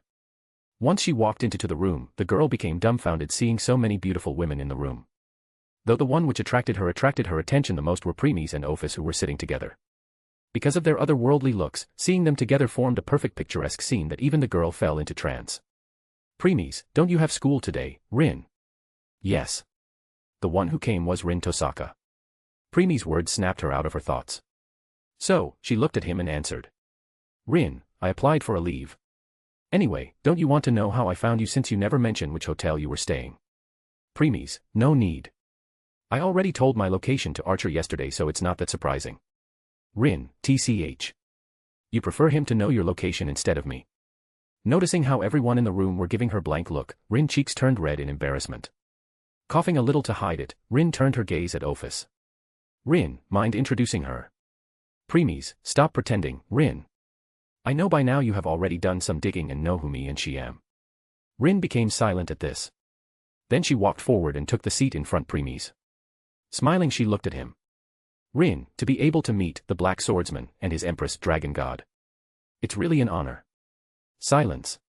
Total silence. The entire room engulfed into silence. No one spoke a single word. Still, everyone was as calm as they could be. A minute later. Preeis, how much do you know? Rin, not much. The only thing I know that you appeared in the history of every single hero. But it was never explained what you do or what relation you have with them. The only one who knew about it are the servants themselves. Stopping her, Rin glanced at the other servants before continuing. Rin, though when I asked Archer about you, he refused to say anything. Even when I threatened him with the command seal, his reply was, I will kill myself before uttering a single word. Said Rin before looking at other servants who didn't show any change of expression at that. Rin, looks like it's the same for others. Preeis, let's change the topic. I am sure you are here for more that to uncover by identity. Rin, I won't deny that. Ahem, actually, I want to team up with you. Preeis, declined. Rin, stupefied hearing Preeis' direct refusal. Preeis, I gain nothing by teaming up with you. Rin, I can provide information. Preeis, like the caster had been defeated. Rin, how do you know? I need to spend a lot of tea time last night to find that out. Preeis didn't bother replying. Archer, I told you, Rin. Nothing could be hidden from him. At this time, Archer undid his spirit state and appeared behind Rin. Rin didn't know what to say at that. As she was thinking of other ways. Thud. Suddenly, Preeis put Beatrice to the side and rose along with Ophis. Both then hurriedly walked to the window. This attracted other attention. Scathack also sensed something and walked up to them. Seeing this, others also do the same. Now all of them were looking at the certain direction. There they saw that the particular section of Fuyuki City was covered with dark clouds. Rin, wait a minute. Isn't that where my Hamurahara Academy is? Medusa, yes. That's the location of Sakura's school. Artoria, is it a coincidence or? Preeis, I change my words. The plot has changed completely. As if answering his words, a blackish blue-like portal appeared on the clouds before a huge blue spear of power fell. Sew. And then a huge blue pillar of destruction rose in the sky. Boom. *A/N, please throw some power stones. Chapter 317, Volume 4, Chapter 58, Fate. Equals when Twilight is speaking. Equals when talking through telepathy. Equals when thinking in your mind. Equals when talking with your Pokemon or tamed beast. Equals when describing a certain period of time. Leaving the shocked crowd outside, Preeis opened the door of Ilia's room and entered. Click. Inside he saw Ilia curling in the fetus position while sleeping. He didn't want to disturb her, but too bad situation demands otherwise. Walking to the bedside, Preeis started shaking her. Preeis, Ilia. Ilia, ZZ, ZZ, ZZ. Preeis, Ilia. Ilia, ZZ, ZZ, Preeis, Ilia, wake up. Ilia, ZZ, Finally opening her tired eyes somewhat, Ilia looked at Preeis. Ilia, I don't want to eat yet, big brother, let me sleep some more, ZZ, ZZ, ZZ. After saying the last word, Ilia fell asleep again. Seeing her tiredness, Preeis decided to use different approach. Instead of waking her, he directly picked Ilia and put her in his embrace like a child. Ilia, ZZ, ZZ. Sensing the change of place, Ilia snugged in Preeis' embrace and adjusted herself in more comfortable position. She really is very tired. Preeis, yeah. That's also why Preeis didn't force her to wake again. Now with Ilia sleeping her arms, he left the room. Walking out he saw that except for Rin and Archer, others were waiting for him. Artoria, Rin had left with Archer in hurry. Nodding his head, Preeis looked at Medusa who was quiet. Even though her eye cover was hiding her eyes and emotions, Preeis could sense her anxiety. Preeis, Rider, you go ahead of us and survey that area of destruction. We will be coming behind in car. Medusa, thank you, master. Said Medusa as she dashed out of the room. Preeis knew that she was very worried about Sakura. But since he was her master, she waited for his permission before leaving. Seeing her departing figure, Preeis turned his attention on others. Preeis, let us leave too. Vroom. The car was running at an extreme high speed towards the direction of Hamurahara Academy. When they look outside, they could see some people standing at the side of the road while pointing towards the direction of explosion. Almost everyone saw that huge blue spear of power. On the screens at the buildings or the TVs at the shops. All were showing the news of that destruction. Artoria, the strength behind that spear was too big. I don't think anyone would have survived that. Artoria, who was sitting behind, spoke while looking at the commotion outside. Scathack, yes. Let alone normal humans, even the servant couldn't survive that attack. Artoria, this means Shiro, and Sakura should be. She didn't continue her words. Preeis remained silent. It's true that Shiro couldn't survive that attack, but the same can't be said for the Sakura. What's your thoughts in this? Preeis, we will know once arriving there. Come on. Tell me something. A little bit is enough. Preeis, I am certain that this Holy Grail war will be over in the next 1 to 2 days. Seriously? Are you saying this war would end by tomorrow or day after tomorrow? Preeis, yes. How are you so sure? This time Preeis didn't answer. He just kept on looking outside while caressing the head of sleeping Ilia in his arms. And since Ilia was in Preeis' embrace right now, Beatrice was sitting behind with Artoria and Scathack. Ophis, the more we are getting closer to our location, the more traffic we are facing. Preeis, yeah. We can't go too near since the police and JSDF have already sealed the area. See how close you can take us. Ophis, okay. Stepping on the accelerator, Ophis increased the speed even more. The more they will delay, the more road will become packed. 10 minutes later. Ophis stopped the car in the parking lot of a convenience store. Because from there they could see that the road ahead was filled with vehicles which were barely moving from their spot. Click. Next, they opened the door of the car and walked out. Though just when Artoria was about to come out, Preeis stopped her. Preeis, you stay here and protect Ilia, Saber. Hearing Preeis' words, Artoria noticed that even though Preeis had walked out, he had put the sleeping Ilia at the passenger seat. So, she nodded her head at his words. Artoria, okay. I will wait here with Ilia. Closing the door behind, Preeis and others looked at the traffic road ahead before disappearing into a thin air. Once they left, Artoria turned her head at sleeping Ilia. Complicated emotions appeared on her face while looking at Ilia's face. Artoria, I never thought I will meet Irisfield's daughter in this war. Sighing, she then started looking outside. Artoria, is it fate? Swish. Preeis, Ophis, Beatrice, and Scathack appeared some distance away from the destroyed area. And as expected, JSDF had already sealed this place. Though there was a huge crowd surrounding the place and were arguing with the soldiers to let them in. Why? Because most of them were parents and their children were still in the school. Since soldiers already knew how much anxious these parents were, they let them go in after confirming their identities. Right now, the faces of all of these parents were pale in fright. They were willing to go at any length just to confirm their children's safety. That's why soldiers let them. Scathack, situation is a lot worse than expected. Preeis also agreed with that. Let alone the Hamurahara Academy, even the area of 5 kilometers around it was also destroyed completed. In other words, along with the school, the residents living within that area were also gone.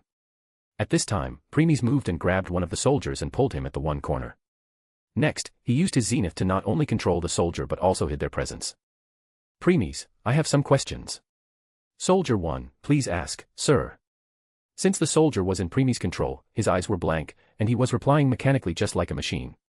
Preeis, how many casualties? Soldier 1, from the information we received, checked, and identified, there were more than 200 students just in the school. Then after adding other people like teachers, workers, people living in the residence like elderly, children and so on. There are more than 700 casualties. Scathack and Beatrice narrowed their eyes at this. Preeis, any survivor? Soldier 1, none. Even those who were near that pillar of blue light died after being hit by its shockwave. Preeis, I see.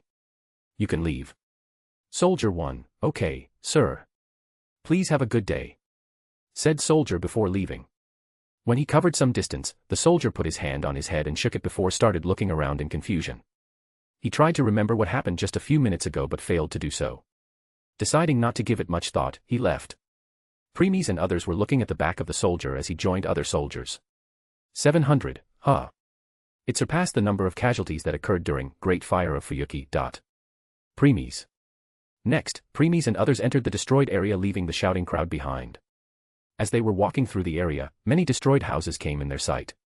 Not only that, but there were also people who were trying to dig the debris with their bare hands as trying to find their family members that were buried deep beneath. Preeis and his group only gave them a glance before passing by. Since it was already confirmed that there were no survivors, there's no point. Even if they didn't believe what that soldier said, they could easily sense whether someone was alive in the area or not. Ophis, Preeis. Suddenly Ophis spoke and pointed at the particular corpse in the distance. Once they approached it, they saw that the corpse was clearly cut in half. Beatrice, this. Surprised, Beatrice crouched down and touched it. Though the moment she did so, the corpse turned into soil and crumbled. Without giving it much thought, Beatrice stood up and looked at Preeis. Beatrice, big brother, that corpse. Preeis, I know. Saying this, Preeis raised his head and looked around before opening his mouth. Preeis, let's split up and meet in the center of explosion. Thoroughly see how many of such corpses are here. Nodding their head, Ophis, Scathack, and Beatrice split up and went into different direction. When they left, Preeis keeping on looking at the corpse, now soil, for a minute before also leaving. Preeis, that corpse. Preeis, yeah. From the remaining energy and heavy karma, it's not difficult to guess that that person was a dimensional god. So, counterforce really do summon a servant to take care of them.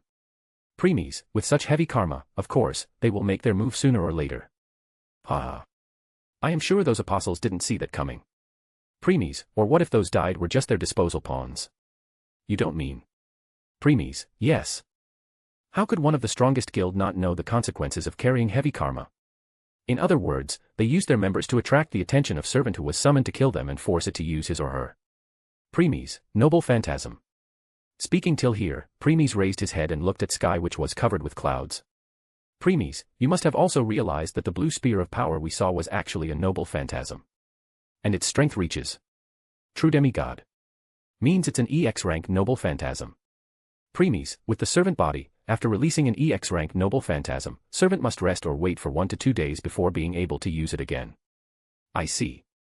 That's why you said that this Holy Grail war will come to an end in next 1 to 2 days.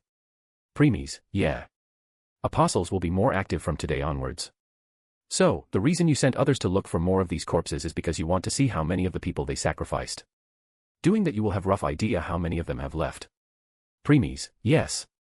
Though the remaining ones will be their strongest elites. As they were talking, all of a sudden, Preeis stopped. He narrowed his eyes and looked back. What happened? Without answering, Preeis dashed towards the direction from where he and his group came from. Swoosh. Soon with the speed, he reached the convenience store where they parked their car in a few seconds. Walking up to it, Preeis saw that the car was empty. There was neither Artoria nor Ilia inside. They are not here. Could this be apostles? Preeis. Preeis. Preeis. Preeis. Still ignoring Twilight, Preeis turned his head at a different direction. At this time, some distance away from the convenience store, 3 people could be seen in an open area. Looking around, you will notice there was no one around except them. They were Artoria, Ilia, and a new arrival. Artoria was currently wearing her armor and holding her invisible sword tightly while looking at the men in front and protecting Ilia behind. Ilia had also let go of all her drowsiness and was also looking at men in front with serious expression. She was even thinking of using the command seal to summon Berserker. In front of them, stood a man with golden hair standing up like a blazing flame. His face was described as handsome, and his eyes, crimson like blood, were visibly not those of a human and gave off a mysterious radiance that could make people wither. He was emitting a dignified and majestic presence of a king. Currently, he was in a biker outfit and had a smile on his face. To think we will be able to meet again, Saber. Is it fate? In return, Artoria showed an angered look and replied. Artoria, what are doing here in this war, King of Heroes? *A/N, please throw some power stones. Chapter 318, Volume 4, Chapter 59, Servants Assembled. Equals when Twilight is speaking. Equals when talking through telepathy. Equals when thinking in your mind. Equals when talking with your Pokemon or tamed beast. Equals when describing a certain period of time. Ilia, King of Heroes, Gilgamesh. Aren't you the archer who was summoned in the previous Holy Grail War? Looks like your being here had something to do with the Great Fire of Fuyuki that occurred at the end of the war. Amused, Gilgamesh looked at Ilia. Gilgamesh, as expected from the Grail. You really knew better than anyone else. Pausing for a sec, he continued. Gilgamesh, you are right. The contents of the Grail are a curse that spilled on me when Saber destroyed it 10 years ago in the form of black mud. That black mud not only removed my heroic spirit status but also gave me the new flesh. So, now I am alive. Artoria and Ilia widened their eyes slightly hearing this. Gilgamesh, now then, as for the reason why I am here. I only came to see the reason for that explosion but never expected to see you. And since you also have the memories of previous war, then I am sure must have also remembered my proposal. Anger, no, fury appeared on Artoria's face hearing that. Gilgamesh couldn't help but raised one of his brows at that. Gilgamesh, now, this is unexpected. Even though I have seen you angry before, but you didn't show such fury at that time. What happened to you, Saber? Saber, shut up. I will never accept it. This time even Ilia was surprised along with Gilgamesh. This was the first one they had seen Artoria behaving this violently. Even though Artoria became anger, she always kept herself in check and make sure not to lead by those emotions. However, this time, she was losing control over them. While looking at her, Gilgamesh started thinking the reason about Artoria's outburst. Gilgamesh, you are behaving like this after summoning to this war. Could it be something happened? Or... Suddenly, as if realization struck him, he continued. Gilgamesh, you met someone. Artoria body shivered at that. Of course, it didn't escape Gilgamesh's sight. Gilgamesh, I see. So, there is someone who could make you react like this. How surprising. Still, it didn't matter. You will be my wife and that grail standing behind you will be mine too. Once he said that, many circular golden portals appeared behind him as weapons started to come out of them slowly and slowly. Gilgamesh, and since you both are my property, it's my duty to punish you both for even think of going against me. Artoria readied herself while the command seal on Ilia's backhand started to radiate slightly. She had decided to summon Berserker. Nevertheless, before either of the party could move, a voice interrupted them. Is that so? This made all of them stop on their tracks. Turning towards the source of the voice, they saw Preeis walking towards calmly. Joy appeared on both Artoria and Ilia's face as Artoria calmed her raging emotions and Ilia also stopped putting magic in her command seal. And the one most shocked was Gilgamesh as he opened his eyes wide. Gilgamesh, you. Looking at Gilgamesh's shocked expression, Preeis decided to ignore it. Because by now he already knew that according to the history counter force created of his, he was involved in the past of every hero somehow. So, he behaved the way he did when he met servants for the first time. Preeis, do I know you? Gilgamesh, wah, you are saying you don't know me. Preeis, I have no recollection. Gilgamesh. Becoming silent for a while, Gilgamesh continued. Gilgamesh, I can remind you. Preeis, no need. The reason I don't have such memories is not because I had some accident or something. It's something I usually do. Gilgamesh, usually do. Preeis, yes. I always erase those memories who held no value to me. This means you are not worth remembering. Gilgamesh's body trembled for a moment before he hurriedly controlled himself. He could tell that Preeis was not lying about not knowing him. Gilgamesh, I see. Gritting his teeth, Gilgamesh said with difficulty. But he was not the only one. Even though Artoria already knew about it, she still felt pain in her heart hearing this as sadness flashed through her eyes for an instant. Gilgamesh, then I guess it's our first meeting.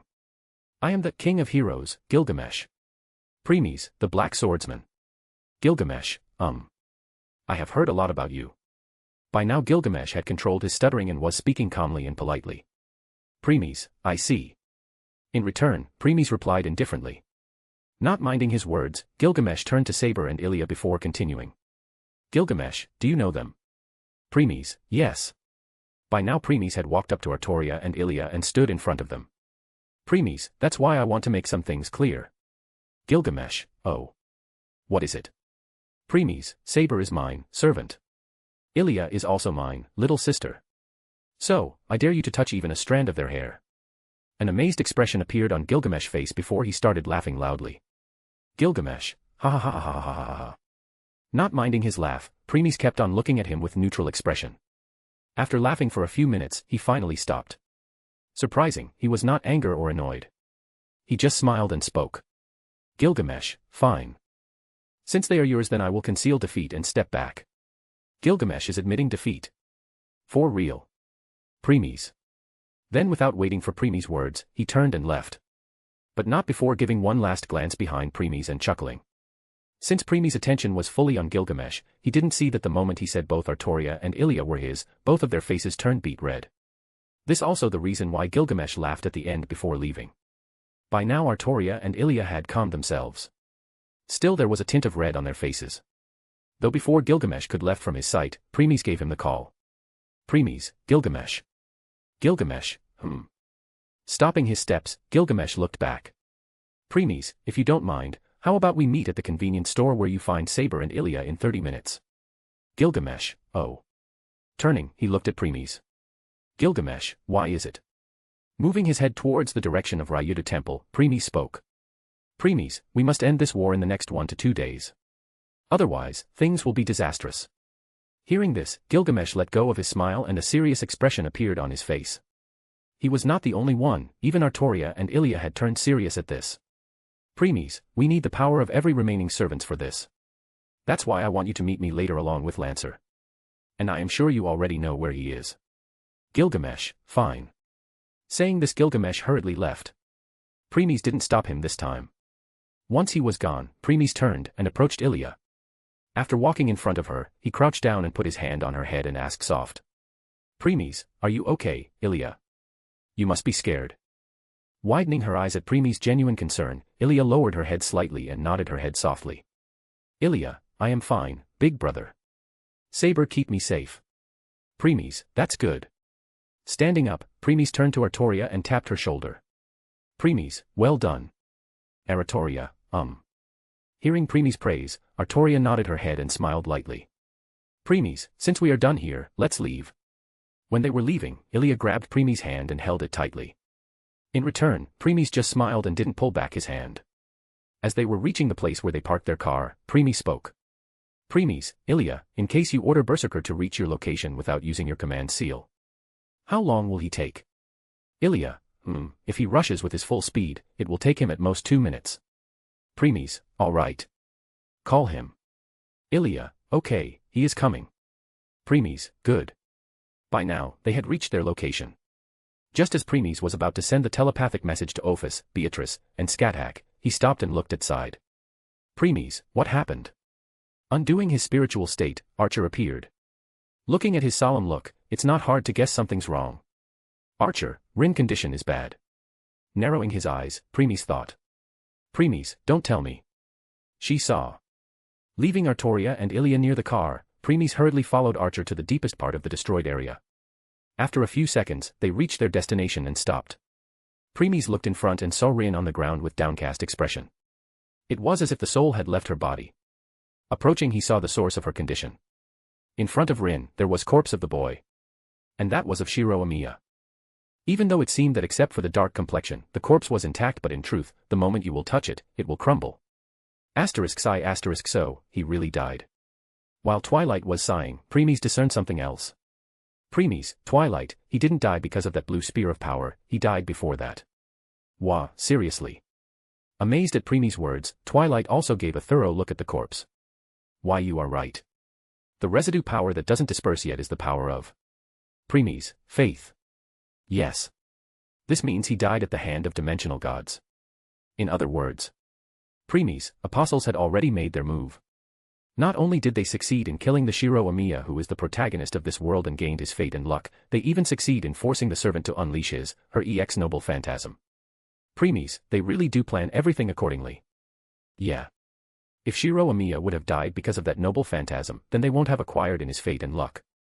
So, they made sure that he died before its release. Preeis, yeah. By the way, Preeis. Didn't this mean that the one who killed Shiro Amiya also died at the hand of that servant? Preeis, I don't think so. I am 99% certain that she must have escaped successfully. Otherwise, there's no point in killing Shiro if they can't get anything in the end. Preeis, Rin. Preeis, Rin. Preeis.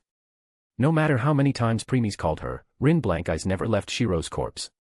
She was thinking as if she was in a nightmare. Preeis, Rin Tosaka. Her body shivered as she turned her head at Preeis' direction. Preeis, he is gone. His words were as if knives that stabbed right into her heart. Tears started to streak down her face. Rin, why? I saved him in the school, you saved him by preventing him from taking part in this Holy Grail war, then why he still has to die, why?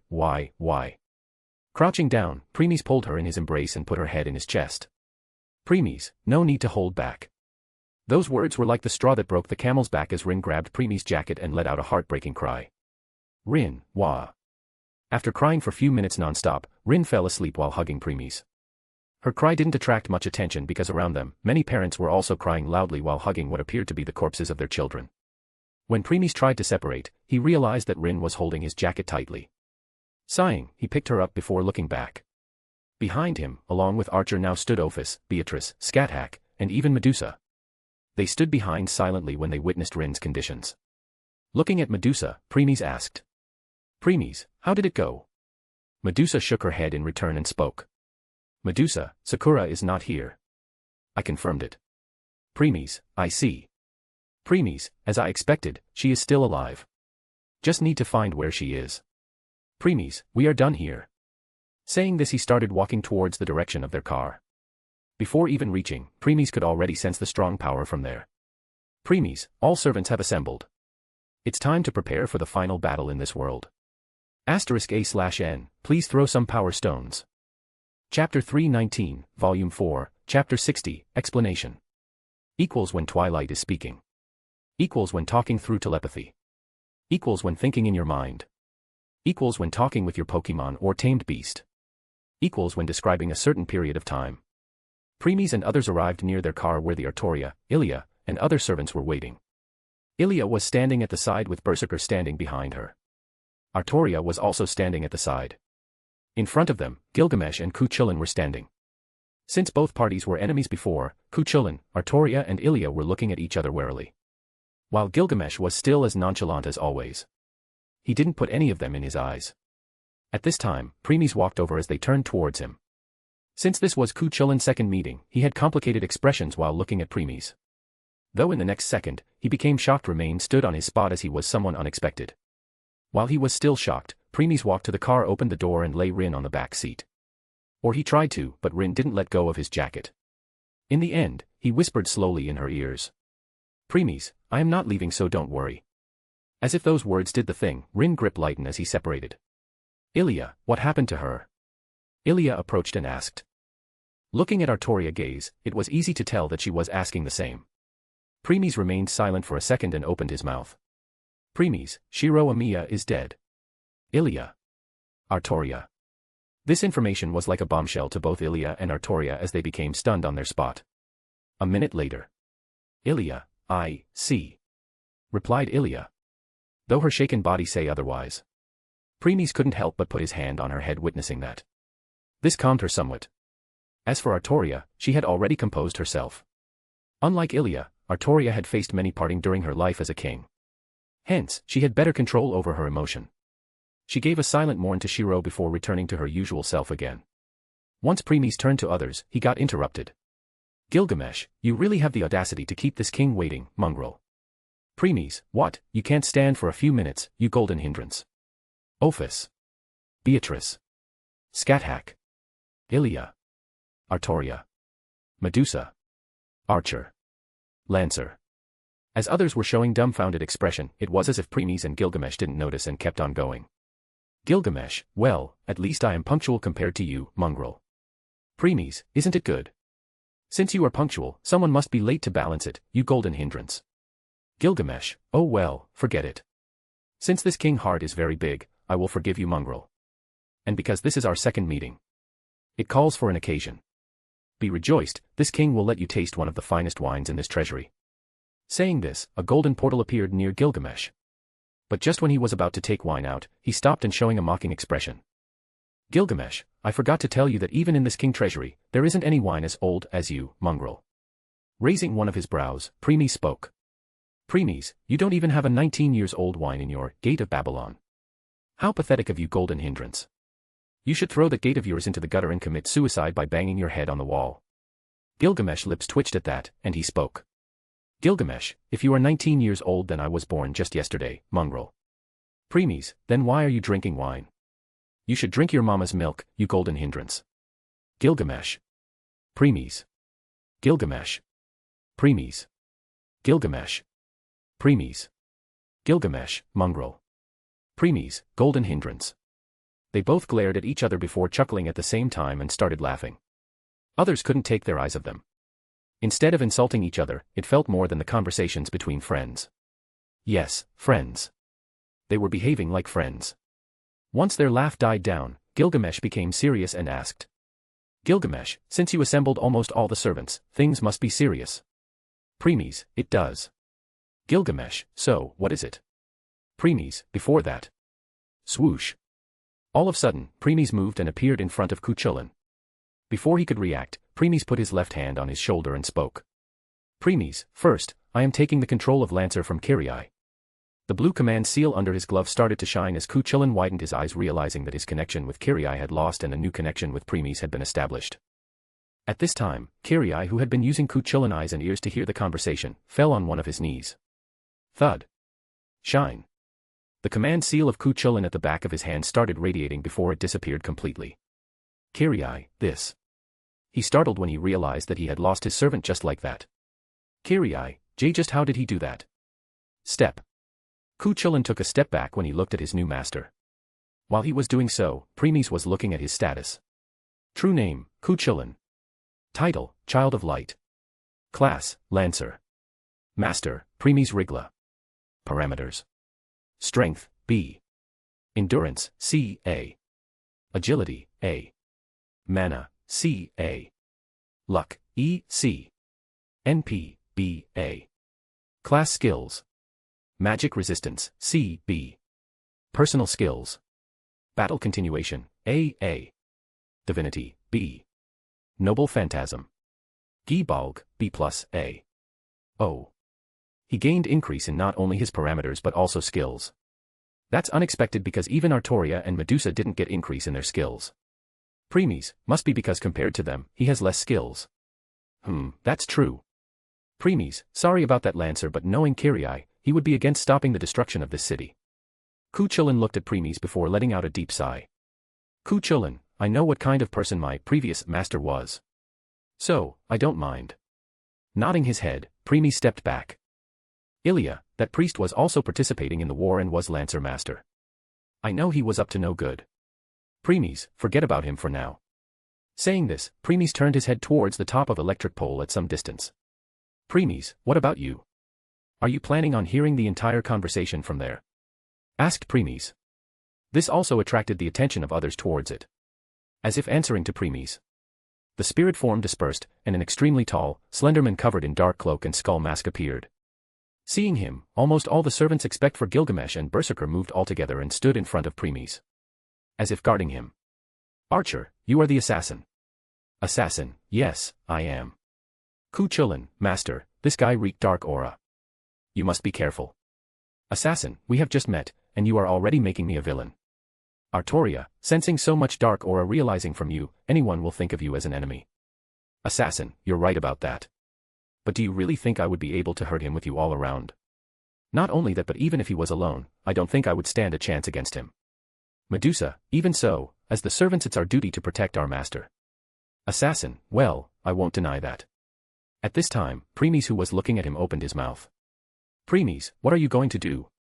Without master you would last for at most 2 days. This caught other servants off guard. Artoria, Master, are you saying Assassin don't have any master at this moment? Preeis, yes. That's why he won't start fighting unless it's absolute necessary. After all, it will use up his magic faster. Artoria, Assassin. Assassin kept on looking at Preeis for a moment before jumping down from the pole and stood in front of servants who were ready to attack if situation demand. Nevertheless, Assassin ignored them as his attention was on Preeis. Assassin, you really need to a glance to see through me. Even before my presence, concealment won't work against you. Preeis replied a second later. Preeis, I have no recollection. Assassin, I see. Too bad then. Shaking his head, Preeis spoke. Preeis, so, what do you want? Assassin, as you have already guessed, since I have no master, I must look for one to sustain myself longer. And that's what I was doing until I saw you. Preeis, you want me to become your master? Assassin, yes. Preeis, fine. Kuchulin, but master, he is dangerous. Medusa, he could backstab us. Preeis, he won't. Looking at him, Preeis continued. Preeis, even though he had dark presence, I have a feeling that once he accepted someone as his master, he will be completely loyal to him and won't betray him. No matter what. Saying this, Preeis walked forward and approached him. Other servants wanted to stop but remained silent. Once he was in front of him, he looked at the assassin and spoke. Preeis, and if he betrays me then I will kill him myself. Gilgamesh smiled behind. Even though he didn't step forward to protect Preeis like other servants, he was still ready to release a barrage of swords in case Assassin did anything. Assassin put his hand on his chest and slowly get on one of his knees. When he did so, Preeis put his left hand on his shoulder. Blue command seal under his glove started shining before a connection was formed between Preeis and Assassin. Preeis, with this, almost all servants are under me now, be prepared, apostles. I am sure you won't have accepted the attack from all the remaining servants. Said Preeis as he looked at Assassin's status. True name, Hassan of the Cursed Arm. Title, Hassan of the Cursed Arm. Class, Assassin. Master, Preeis Rigla. Parameters. Strength, B. Endurance, C. Agility, A. Mana, C, A. Luck, C, B. NP, C, B. Class skills. Presence concealment, A. Personal skills. Throwing/retrieval, A. Protection from wind, A. Self-modification, C. Noble phantasm. Zabanaya, delusional heartbeat, C+, B. Not much increase compared to Kuchulin but more than enough. Preeis, now then. Nodding Preeis walked back and stood at Ophis' side. Preeis, how many? Ophis, 9. 6 of them were 4th-dimensional gods and the remaining 3 were 5th-dimensional gods. Preeis, so, they are even willing to sacrifice 5th-dimensional gods, huh? This means the remaining ones would be 5th and 6th-dimensional gods respectively. Since Preeis was not hiding his conversation, others could also hear them. As a result, confusion started to appear on their face. Ignoring them for now, Preeis and Ophis kept on talking for a few more minutes before he finally turned his attentions to others. Preeis, prepare yourself. The information that I am going to tell you all will be a lot to take. Next, Preeis used his zenith and sealed the entire area because he didn't want such information to leak to others. Ophis also used her power and doubled the sealing. Then Preeis started explaining what a leveling system is. How strong the servants truly are in case they went outside of Gaia. Just how strong their noble phantasms are. Just what are invaders. Just what true gods are and so on. All of this was a high-level information that Gaia, Ilia, and Counterforce are hiding to prevent overambitious people from trying to leaving this world and to rule other worlds. *A/N, please throw some power stones. Chapter 320, Volume 4, Chapter 61, Die. Equals when Twilight is speaking. Equals when talking through telepathy. Equals when thinking in your mind. Equals when talking with your Pokemon or tamed beast. Equals when describing a certain period of time. 2 hours later. By the time Preeis was done explaining, everyone except for him, Ophis, and Beatrice, had gone through different emotions. Just like Preeis said, it was really too much for them to take. Even Scathack and Gilgamesh were speechless. They never expected that their power was so grand outside Gaia. Gilgamesh, so, if we go to another world one day, we must make sure that we won't blow the planet or universe by mistake. Preeis, yes. Scathack, aren't there other worlds where we can release our power without having to worry about? Preeis, worlds like Gaia are extremely rare. It's truly that there are other high-level worlds, but they don't have planets as strong as Gaia which will require the multiverse-level power to destroy. Saying this, Preeis turned to Scathack and continued. Preeis, this applied to you the most, Scathack. Unlike the servants who will return to the throne of heroes after this war, you will stay my side till forever. This means we will travel to different worlds, and I don't want you to destroy a world by mistake. Because compared to Gaia, those planets are very fragile. Scathack, I will keep that in mind. Artoria, Medusa, and Ilia started looking at Scathack with jealous visible in their eyes for a moment. Preeis, anyway, now you all already have a rough idea what kind of enemies we'll be facing. Kuchulin, since they had come to this world to invade, they should forget about leaving now. Hassan, to think they won't even hesitate to sacrifice their comrades in order to attain their goal. Greed for power really is endless. Artoria, despicable. How could abandon their allies just like that? Archer, they fight only for themselves. Medusa, that's why they are dangerous. I won't be surprised if they stab their swords right through the bodies of their friends in order to give a devastating blow to their enemies. Gilgamesh, it's not that surprising.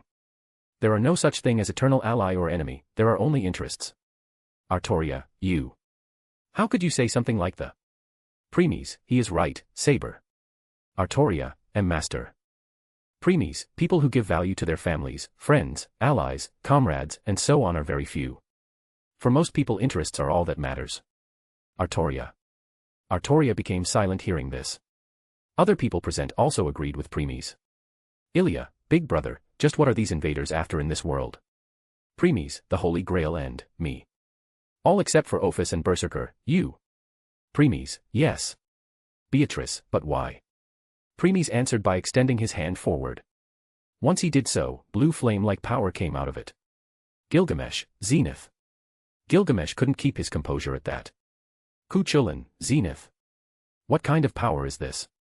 Scathack, it's the only power which can help one to become Planar Lord. Gilgamesh, that's right. Ilia, Planar Lord. What's that mean?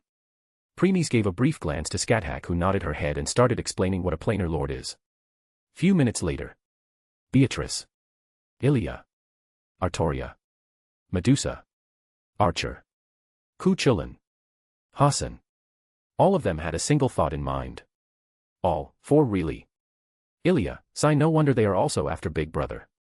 Anyone would be tempted knowing what they can do after becoming planar lord. Ku Chulin, it seems like they are more after the master than the Holy Grail. Hassan, I also think so. Artoria, well, it doesn't matter. Since they are after master, this means they are enemy. Medusa, yes. Beatrice, indeed. Gilgamesh, I will also agree with that. Saying this, Gilgamesh looked at Preeis. Gilgamesh, when are we going to attack? Turning his head, Preeis looked at the direction of Ryuda Temple before speaking. Preeis, midnight. Gilgamesh, good. Then this king will be there at time. Said Gilgamesh as he turned to leave. Preeis and Ophis removed the barrier around them too. Preeis, all right, let's part ways here and meet at night. Ku Chulin, part ways? Why? Since you are a master, shouldn't we be with you? Preeis, after tonight, you all servants will return to Throne of Heroes. Are you sure you don't want to have one last chat with your teacher? Replied Preeis while pointing towards Scathack. Hearing that, Ku Chulin started scratching the back of his head. Ku Chulin, I won't deny. Preeis, then it's good. Said Preeis and looked at Scathack, who smiled in return before walking to Ku Chulin. Scathack, let's go, my pupil. It's been so long since we last talked. Ku Chulin, yeah. I also want to talk to you a lot, teacher. Ku Chulin also smiled back in return and left with Scathack. Preeis, Ilia, you should also return to Einsburn Castle.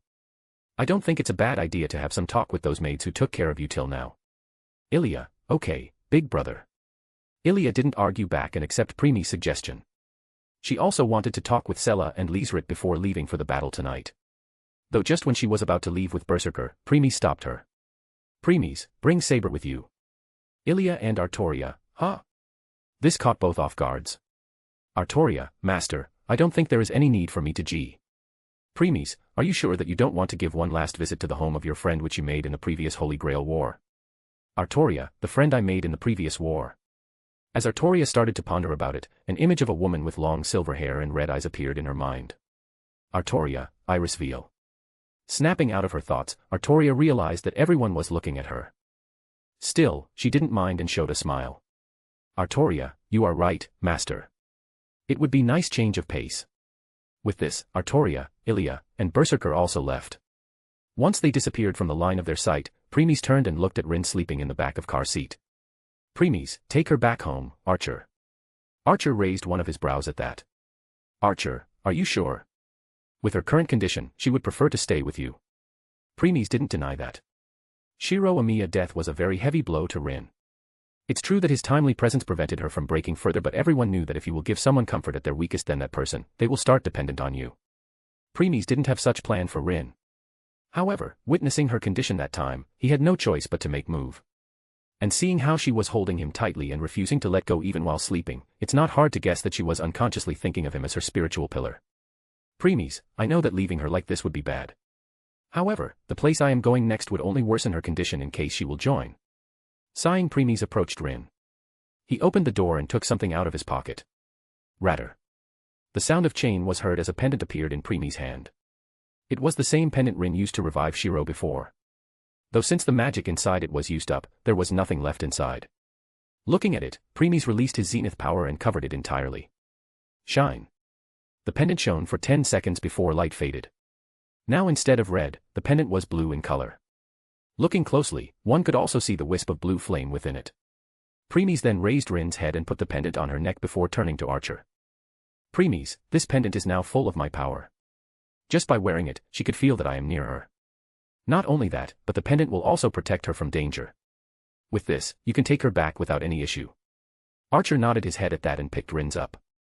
Preeis, you also go with them, assassin. With the protection of 2 servants, I will be even more reassured. Hassan, as you wish, master. He bowed towards Preeis before leaving with Archer. Now only Preeis, Ophis, Beatrice, and Medusa were left. Without looking back at her, Preeis spoke. Preeis, let's give a visit to Matu. I am sure you are worried about Sakura. Medusa, yes, master. Preeis, though the chances of her having there are extremely slim. Yeah. Since Apostles already knows about the plot, this means they will also definitely know about Sakura's situation. Preeis, Engramenyu. The residence was located on the southern end of Miyama town, in which Western-style houses were popular. Preeis and others appeared at the front of their gate and were looking at the house in front of them. Preeis, you go ahead. Medusa, nodded Medusa as she charged into the house to look for any signs of Sakura. While she did so, Preeis turned his gaze at the bushes at the sidewalk there along with Ophis and Beatrice. Step. Step. Step. As they were walking deeper and deeper, the atmosphere was becoming more and more darker. Finally, they came across a wooden door. Giving it a brief glance, Preeis moved forward and opened. Creak. The creaking sound of door opening resounded as the stairs leading towards the basement appeared. Without waiting, he started walking down. Preeis, you both wait here. Ophis and Beatrice nodded their head and didn't follow. Tap. Tap. Tap. The sound of his footsteps was echoing. Finally, after walking for a minute, Preeis came across another door. Opening it, he walked inside. Creak. Bang. After closing the door behind, Preeis entered the place which was supposed to be the training ground for magi of the Matu family. But we should call it breeding ground now. Buzz. Screech. Ring. Blip. Preeis could see countless number of worms in the room. These worms had sharp teeth and were crawling around. Though they were not the only ones, there were many flying insects with sharp teeth, bladed tails and legs and completely covered in armor. Lastly, when Preeis raised his head, he saw another form of these worms. Those worms were giants, spider-like and the size of a car. These worms were releasing some kind of yellow mucus. It was truly a disgusting sight to watch. As Preeis was looking at them with indifferent expression, a voice came from the very middle of the worms. I never expected that the legendary, the Black Swordsman, will personally visit my home. I am honored. Next, a swarm of worms joined together and formed a person. It was a bald old man with hunched back. Because of that it made him even shorter. He was wearing plain robes and had a walking stick in his hand. Let me introduce myself. I am the current head of the Matu family. Zoken Matu. Looking at him, Preeis noticed something and narrowed his eyes. Preeis, you seemed happy to see me. Zoken, oh, it seems that I can't hide it. Ha. Yes, I am extremely happy to see you. That's because you are the one who can fulfill my lifelong wish. Preeis, your wish, you said. Zoken, yes. Saying this, Zoken started walking around. Zoken, you see, every human is afraid of death, even me. So, throughout my life, I have been looking for a way to prolong my life. And this is what become of me. Preeis, using the souls of others to prevent your rotten body from collapsing. This is the conclusion you reached. Zoken, yes. If it could help to live longer, then I wouldn't mind sacrificing every human living in this world. Preeis. Zoken, the other way is to win the Holy Grail War and get your hand on the Greater Grail. With its omnipotent power, I can live for eternity. And that was my plan initially, but then. Turning his head, Zoken looked at Preeis with crazy expression. Zoken, you appeared. The Black Swordsmen, who have lived from the Age of Gods till today. It means more than billion of years. Yet, look at you. You look exactly the same as you appeared in the past. And even after living for so long, you are still very healthy, disease or illness-free. In other words, you have obtained what I desire the most, immortality. Preeis. Zoken, at first, I was thinking of asking you. But now that you have come here, I have changed my mind. Why? Because. Licking his lips and continued. Zoken, once my worms devour you, all the secrets will be revealed to me. Squesh. Squesh. Buzz. Thud. As if answering, all worms started to make their way towards Preeis. Zoken, it was a mistake to come here. This room is covered with magecraft. So, everyone except me will have their strength dwindling here. In other words, you have walked right into the trap. Ha ha ha ha ha ha ha. While Zoken was laughing, Preeis was looking at the worms without any change in expression. A moment later, he opened his mouth. Preeis, how pathetic. Fine, Zoken. Since you desire immortality, I will fulfill your wish. Zoken, oh, ha. Suddenly Zoken felt a chill down his spine as he saw that Preeis' shadow had turned dark purple in color. Then it expanded and enveloped the entire area behind him. Means the path from where Preeis came had been cut off. Next, Preeis' cold voice resounded. Preeis, you will live rest of your life experiencing your past over and over without any stop. Even if you will grow tired of it. Even if you ask for death, it won't end. Even if you mind, body, soul break, it won't end. You will experience it for eternity. That will be your life and that will be your death. SSSH. At this time, something from the shadow rose. Once it reached the desired height, it moved and appeared right behind Preeis. Next, Zoken saw in horror as two arms came out of the shadow and coiled around Preeis' neck affectionately. Then the real appearance of the shadow appeared in front of his eyes. She was a woman wearing dark purple thigh-high socks with golden frills on the top and a dark purple one-piece mini dress with golden flower decorations. A long dark veil covered a part of her face. Additionally, she also had an earring on her left ear. The woman who was hugging Preeis as if he was the most fragile thing in the world, turned her head towards the direction of Zoken and said, "Die. *A/N, please throw some power stones." Chapter 321, Volume 4, Chapter 62, Summoned Servant. Equals when twilight is speaking. Equals when talking through telepathy. Equals when thinking in your mind. Equals when talking with your Pokemon or tamed beast. Equals when describing a certain period of time. Fwoosh. Fwoosh. Fwoosh. As if answering her, countless shadow tendrils came out of the shadow and attacked the worms. Their first targets were giant spider-like worms. Before those worms could react, these tendrils penetrate through their bodies and came out of the other end. Screech. Blood-curdling screams of these huge worms resounded in the room. Zoken watched in horror as all of his giant's worms were being incapacitated and held in the air for everyone to see. Still, that was not the end. Why? Because. Fwoosh. Fwoosh. Fwoosh. Bang. Bang. Bang. In the next moment, the shadows dispersed outwards of the worms, destroying them inside out. Thud. Thud. Carcasses of those dead worms fell. Zoken, you. Just what is you? Shouted Zoken while looking at the woman who was hugging Preeis' neck from behind. He could tell that the one controlling these shadows was her instead of Preeis. Nevertheless, the woman didn't bother replying to Zoken. The shadow that was covering the area behind Preeis started expanding and engulfed more than half of the room. Buzz. Buzz. The worms started sensing danger. Hence, almost all the blade-wing worms charged at Preeis. Too bad, the moment they were about to reach him, a huge wall of shadow appeared and swallowed all of them. How dare you?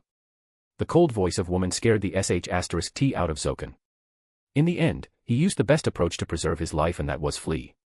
His body burst into many flying worms as they flew out of the room from the hidden escape routes only, he knew off. Zoken, who thought he could run successfully, soon faced with the cruel reality. He found out that every single one of the escape routes were already covered with shadows. Zoken, you witch! He desperately shouted at the woman who in return ignored him as before. Noticing that his words were falling into deaf ears, he decided to change his target. Zoken, the Black Swordsman. What is the meaning of this? How could you keep a witch around you? Once this news will spread, your prominence will go down in drain. You will fall in the eyes of everyone. Preeis. Zoken, if you let me go, I will promise to keep this secret. Not only that Matu will be willing to come under and serve you. Preeis. Zoken, what do you say? It's not bad having one of the three big Magus family working for you. Preeis. Zoken, what is your answer, the Black Swordsman? Having allies are better than having enemies. Preeis, where is Sakura? Said Preeis while raising his head and looking at swam of worms flying all over the room. Zoken, Sakura. Preeis, don't tell me that you don't even know your granddaughter in which you have implanted the piece of corrupted grail to control Avenger and win this war. Zoken. There was a moment of silence before Zoken spoke. Zoken, so, you even knew that, it seems what history said about you is true. There is nothing that can be hidden from you. Preeis, your answer, Zoken. Zoken, if I will tell you, will you let me go? Preeis, I will. Zoken, how could I believe it so easily? Preeis, you have my words. The words of the Black Swordsman.